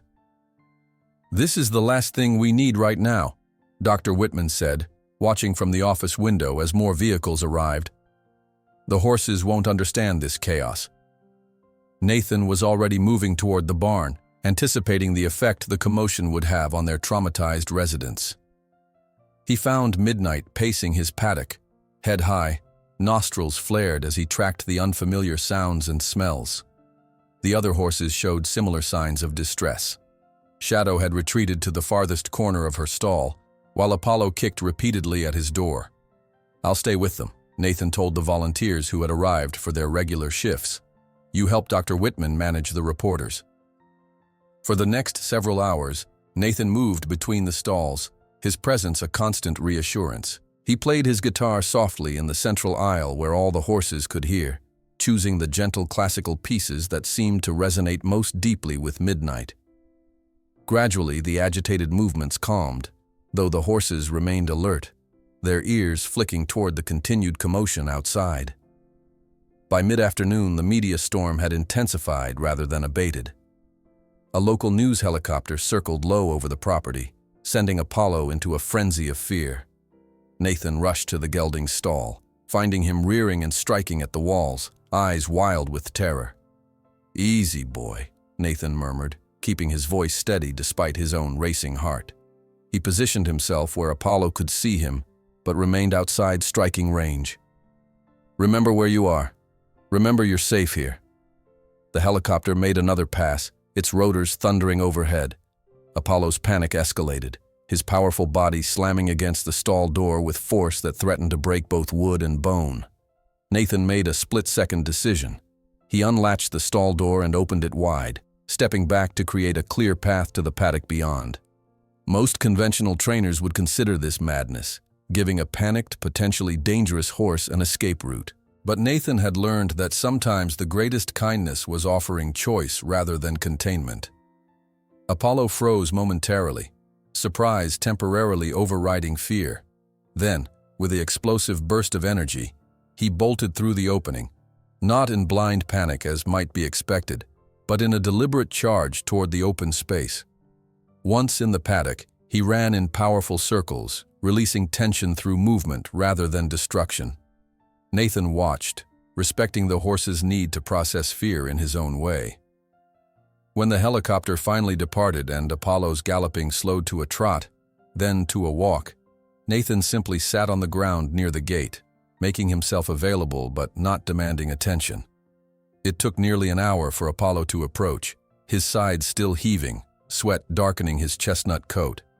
He stopped several yards from Nathan, nostrils still flared, but eyes now focusing properly. "That's right," Nathan encouraged softly. "You're still here. You survived." The gelding took 2 hesitant steps closer, then lowered his head to touch Nathan's outstretched hand, a brief connection that represented monumental progress. As dusk fell, bringing relative quiet to the sanctuary, Dr. Whitman called an emergency meeting in the main house. The core team gathered around her kitchen table: Nathan, Melissa, and 3 key volunteers. "The Department of Children's Services called," Dr. Whitman announced, her expression grave. "They've received concerns about the safety of our youth program following today's media circus. They're sending inspectors tomorrow." "Thornton," Melissa said flatly. "This has his fingerprints all over it. He can't attack us directly anymore, but he can certainly pull strings behind the scenes. The timing is deliberate, Dr. Whitman agreed. They know we've scheduled a session with the teenagers tomorrow. They're hoping to catch us unprepared, or better yet, to witness some incident they can use against us. Nathan, who had remained silent, finally spoke. We don't cancel. That's what they want. All eyes turned to him, surprised by the firmness in his usually quiet voice. The kids need consistency, he continued. Most of them have had enough broken promises in their lives. We proceed as planned, but we prepare for every possibility. They worked late into the night, developing contingency plans for various scenarios. The weather forecast, previously promising sunny skies, had shifted dramatically. A spring storm system was now expected to hit precisely during tomorrow's session. Perfect, Melissa muttered sarcastically. Nothing inspires confidence like traumatized horses and terrified teenagers in a thunderstorm. Nathan, however, was developing a different perspective. Maybe it's exactly what we need, he said thoughtfully. The inspectors want to see how we handle challenges. Let's show them. Morning broke under ominous skies, heavy clouds gathering on the horizon as Nathan completed the early feeding. He spent extra time with each horse, assessing their mental state and adjusting their routines accordingly. Shadow would remain in her stall, the storm too overwhelming for her fragile confidence. Apollo would have access to both his stall and private paddock, allowing him to choose his comfort level. Midnight, who had made the most progress with storm anxiety, would be the focal point of today's session. The county van arrived at 10 o'clock, bringing the 6 teenagers just as the first distant rumbles of thunder sounded. They exited the vehicle with the familiar mix of defensive body language and poorly disguised anxiety. Maya, however, moved with slightly more confidence than before, her eyes immediately seeking Midnight in his paddock. Nathan had just begun his welcome when 2 additional cars pulled up. A government sedan carrying the department inspectors and a local news crew that had somehow gotten wind of the evaluation. This day just keeps getting better, Dr. Whitman murmured as she went to intercept the newcomers. The inspectors, a severe-looking woman with a clipboard and a younger man who seemed uncomfortable in his suit, introduced themselves curtly. We'll be observing today's session in its entirety, the woman announced. Please proceed as normal. Normal, Nathan thought wryly, glancing at the darkening sky. Nothing about this situation was normal. He gathered the teenagers in the covered arena, aware of the inspectors watching critically from the sidelines. Today's going to be different, he told the group honestly. There's a storm coming, and that means our horses will be dealing with their own fears. Sometimes, helping someone else through their fear can teach us about handling our own. The lesson had barely begun when the storm hit in earnest. Not a gentle spring shower, but a violent deluge that hammered the metal roof and sent sheets of rain across the landscape. Lightning flashed, followed almost immediately by a deafening crack of thunder that seemed to shake the very foundation of the arena. In the attached paddock, Midnight's head shot up, his body tensing visibly. The teenagers, already on edge from the inspection, grew restless with their own anxiety. "What's happening to him?" one boy asked, pointing to Midnight, who had begun pacing rapidly. "He's remembering," Nathan explained calmly. "For horses, fear lives in the body. His body remembers being trapped during storms, being hurt when he was afraid." Another lightning strike, closer this time, and the lights flickered ominously before going out completely. In the sudden dimness, someone gasped. Nathan could feel the collective tension rising to dangerous levels. "Everyone stay calm," he instructed, moving toward the emergency lantern stored nearby. "This is actually perfect timing. Now you'll see what we've been practicing for." As he distributed lanterns, Nathan assigned each teenager a specific role. Maya would help with Midnight. 2 boys would check on the other horses. The remaining 3 would assist with securing loose items that might blow around and cause further panic. "Remember what we've learned," he reminded them. "No sudden movements. Speak in low, even tones. Respect their fear without absorbing it." What followed was a masterclass in crisis management. Despite their own fear, the teenagers rose to the occasion with surprising maturity. Maya, in particular, demonstrated remarkable progress as she stood calmly beside Midnight, singing softly just as Nathan had taught her, her hand steady on his neck despite the chaos around them. The inspectors watched with increasing interest as the teenagers implemented the techniques they'd learned, communicating effectively with both the horses and each other. When a section of the arena's roof began to leak badly, threatening to flood part of the stable, the group worked seamlessly to redirect the water and move sensitive equipment. Nathan moved between them, offering guidance but never taking over, allowing them the dignity of managing the situation. Even when another violent thunderclap sent Apollo into momentary panic, the assigned teenagers maintained their composure, using the calming techniques Nathan had demonstrated. As the storm gradually subsided, leaving behind puddles and scattered debris, a strange sense of accomplishment permeated the group. The teenagers, soaked but visibly proud, gathered in the center of the arena, exchanging glances of shared triumph. The lead inspector approached Dr. Whitman, her earlier severity somewhat softened. "That was unexpected," she admitted, "but quite enlightening." The moment of tentative victory was shattered by a volunteer rushing in from the back pasture. "Fire!" she shouted. "Lightning struck near the storage shed." Nathan sprinted toward the location, heart pounding as he saw flames already climbing the wooden structure. The fire department had been called, but with flooded rural roads, their arrival would be delayed. A bucket brigade formed instantly, volunteers, teenagers, even the inspectors joining the line. As they fought to contain the blaze, Nathan noticed something odd. The fire seemed to be spreading despite the rain, moving against the wind in a way that defied natural behavior. When he managed to get closer, the acrid smell confirmed his suspicion. Accelerant. This was no accidental lightning strike. "Keep everyone back," he shouted, suddenly aware of the danger. "There's something wrong with this fire." The warning came just in time as a section of the shed exploded, sending burning debris in all directions. Had the teenagers been in their original positions, several would have been seriously injured. By the time the fire trucks arrived, they had managed to prevent the flames from reaching the main barn, though the storage shed was a total loss. As firefighters took control of the scene, one approached Nathan with a grim expression. "You were right to be suspicious," he said quietly. "We found evidence of accelerant stored exactly where the lightning struck. This wasn't coincidence." While firefighters investigated the evidence of sabotage, Nathan's phone rang. It was Melissa, her voice urgent. "Nathan, Thornton has accepted a plea deal with the prosecution in exchange for a reduced sentence. Part of the deal includes confessing to conspiracy in the Wilkins fire." She paused significantly.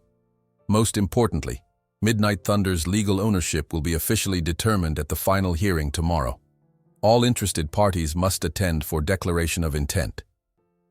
The words hung in the air between them, heavy with implication. Nathan's hand tightened around his phone as Melissa's voice continued, explaining legal details that barely registered through the shock. Tomorrow, the final hearing, the culmination of everything they had fought for. "I'll be there first thing in the morning," Melissa assured him. "Try to get some rest, Nathan. Tomorrow will be challenging enough." Rest seemed impossible as Nathan made his way back to his cottage in the fading twilight. The acrid smell of smoke clung to his clothes, a tangible reminder of how close they had come to disaster. His mind raced with preparations. What to wear, what to say, how to prepare Midnight for yet another stressful journey. Inside the small cottage, Nathan retrieved the old coffee can from its shelf. He removed the lid and emptied the contents onto his bed, $19.87 in assorted coins, plus a small brass key. The key to his former trailer, the only home he'd ever legally possessed before coming to Willow Creek. He had kept it as a reminder of where he'd started, a talisman against forgetting. "Funny," he murmured to the empty room. "I saved for years thinking money would get me a horse. In the end, it took everything but money." Sleep came in fitful bursts, interrupted by dreams of courtrooms where he couldn't speak and fires he couldn't extinguish. Nathan rose before dawn, drawn to the barn by instinct more than intention. He found Midnight already awake, the stallion's ears pricking forward at the sound of familiar footsteps. "Big day today," Nathan said softly, letting himself into the stall. Midnight lowered his head, inviting the contact they had both come to treasure. "The people in that room will decide where you belong. I wish I could explain that to you." Dawn painted the Kentucky hills in watercolor hues of pink and gold as Dr. Whitman's truck pulled up outside the barn. She wore a formal suit that seemed at odds with her usual practical attire, her silver hair pulled back in a neat bun rather than her customary braid. "Are you ready?" she asked, her voice gentle with understanding. "No," Nathan admitted, "but that's never stopped me before." Loading Midnight proceeded with unexpected ease, as if the horse somehow understood the significance of the day. His ears remained alert, but his body relaxed as Nathan guided him up the ramp, speaking in the low, consistent tone that had become their private language. "You've taught him to trust the journey," Dr. Whitman observed from the driver's seat as Nathan settled beside her. "That's no small accomplishment." The courthouse square was already crowded when they arrived. Journalists with cameras, supporters with handmade signs, curious onlookers drawn by the spectacle. Nathan recognized faces from bluegrass fields, from neighboring farms, from the Amish community that had supported them from the beginning. The crowd parted respectfully as Nathan led Midnight down from the trailer, the horse's coat gleaming in the morning light, his movement steady despite the commotion. Inside the courtroom, the atmosphere crackled with tension. Richard Thornton sat at the defendant's table, his expression impassive but his complexion ashen beneath his artificial tan. The plea deal had clearly taken its toll. The once imposing figure now seemed diminished, his designer suit hanging slightly loose on his frame. James Wilkins occupied a seat in the front row, his scarred face solemn as he nodded a greeting to Nathan. Beside him sat an elderly couple Nathan hadn't met. Wilkins's parents, he presumed, their weathered faces bearing the distinctive family resemblance. "All rise," the bailiff announced as Judge Harrington entered, his robes flowing behind him as he took his seat at the bench. "Today we conclude the matter of ownership regarding the thoroughbred stallion registered as Thunder's Midnight," the judge began, his voice resonating through the packed courtroom. "In light of Mr. Thornton's admission of conspiracy related to the Wilkins farm fire and subsequent fraud, the court has determined that legal ownership reverts to the Wilkins family as the original registered owners." Nathan felt a curious emptiness open within him. He had known this was the most likely outcome, had prepared himself for it, yet the finality still struck like a physical blow. Beside him, Dr. Whitman placed a steadying hand on his arm. "At this time," the judge continued, "I invite James Wilkins to address the court regarding his intentions." James rose slowly, leaning on his cane as he made his way to the front of the courtroom. He turned to face the gallery, his scarred features composed despite what must have been considerable emotion. "Your Honor," he began, his voice raspier than usual, "my family bred and raised Thunder's Midnight from birth. We watched his first steps, celebrated his first birthday, had plans for his future that were stolen from us, along with everything else we had." Nathan lowered his eyes, steeling himself for the inevitable announcement that Midnight would be returning to whatever remained of the Wilkins farm. "But during these proceedings," James continued, "I've witnessed something remarkable. This young man," he gestured toward Nathan, "didn't just save a valuable horse. He restored a soul that had been shattered by cruelty and betrayal. Some bonds transcend paperwork and legal definitions of ownership." A murmur rippled through the courtroom as James reached into his jacket pocket and withdrew a document. "I've consulted with my family and our attorneys," he announced. "We wish to transfer ownership of Thunder's Midnight to a trust that will benefit both the Willow Creek Rehabilitation Center and future victims of environmental crimes like those committed by Thornton Oil." Nathan's head snapped up, disbelief washing over him in a dizzying wave. James continued, his voice growing stronger. "Our family raised this horse, but it was Nathan Miller who saved his spirit when we couldn't. The trust will ensure that Midnight remains at Willow Creek under Nathan's care while supporting the expansion of their rehabilitation program for both horses and young people." Through the ringing in his ears, Nathan vaguely registered the judge's formal acceptance of the arrangement. He watched as if from a great distance as Thornton was led away by his attorneys, the once powerful man casting one final venomous glance over his shoulder before disappearing through a side door. Outside on the courthouse steps, surrounded by well-wishers and reporters, Nathan finally found his voice. "I don't know what to say," he admitted to James. The older man smiled, the scars pulling at his features. "You don't need to say anything. Your actions have spoken clearly enough." He placed a hand on Nathan's shoulder. "Besides, this isn't charity. We're partners now. The settlement from Thornton Oil will fund something meaningful, something that honors the horses we lost and prevents others from suffering the same fate." The celebration that followed at Willow Creek had the feeling of a homecoming. Cars lined the gravel drive and spilled onto the adjacent field, transformed into impromptu parking by necessity. Tables laden with potluck dishes stretched across the lawn, community members mingling freely with volunteers, supporters, and the teenagers from the youth program. A simple wooden sign had been erected near the entrance, Wilkins Miller Center for Mutual Healing, with a smaller plaque listing the names of the horses lost in the Wilkins farm fire. Nathan found himself constantly surrounded by well-wishers, each conversation reinforcing the remarkable change in his circumstances. 6 months earlier, he had been invisible, a shadow passing through the prestigious world of bluegrass fields, acknowledged only when absolutely necessary. Now people sought him out, asked his opinion, treated his words as valuable. "Not comfortable with all this attention yet, Doctor?" Whitman asked, finding him seeking a moment's solitude near the old willow tree. "Not sure I ever will be," he admitted, "but I'm learning to tolerate it for the sake of what we're building here."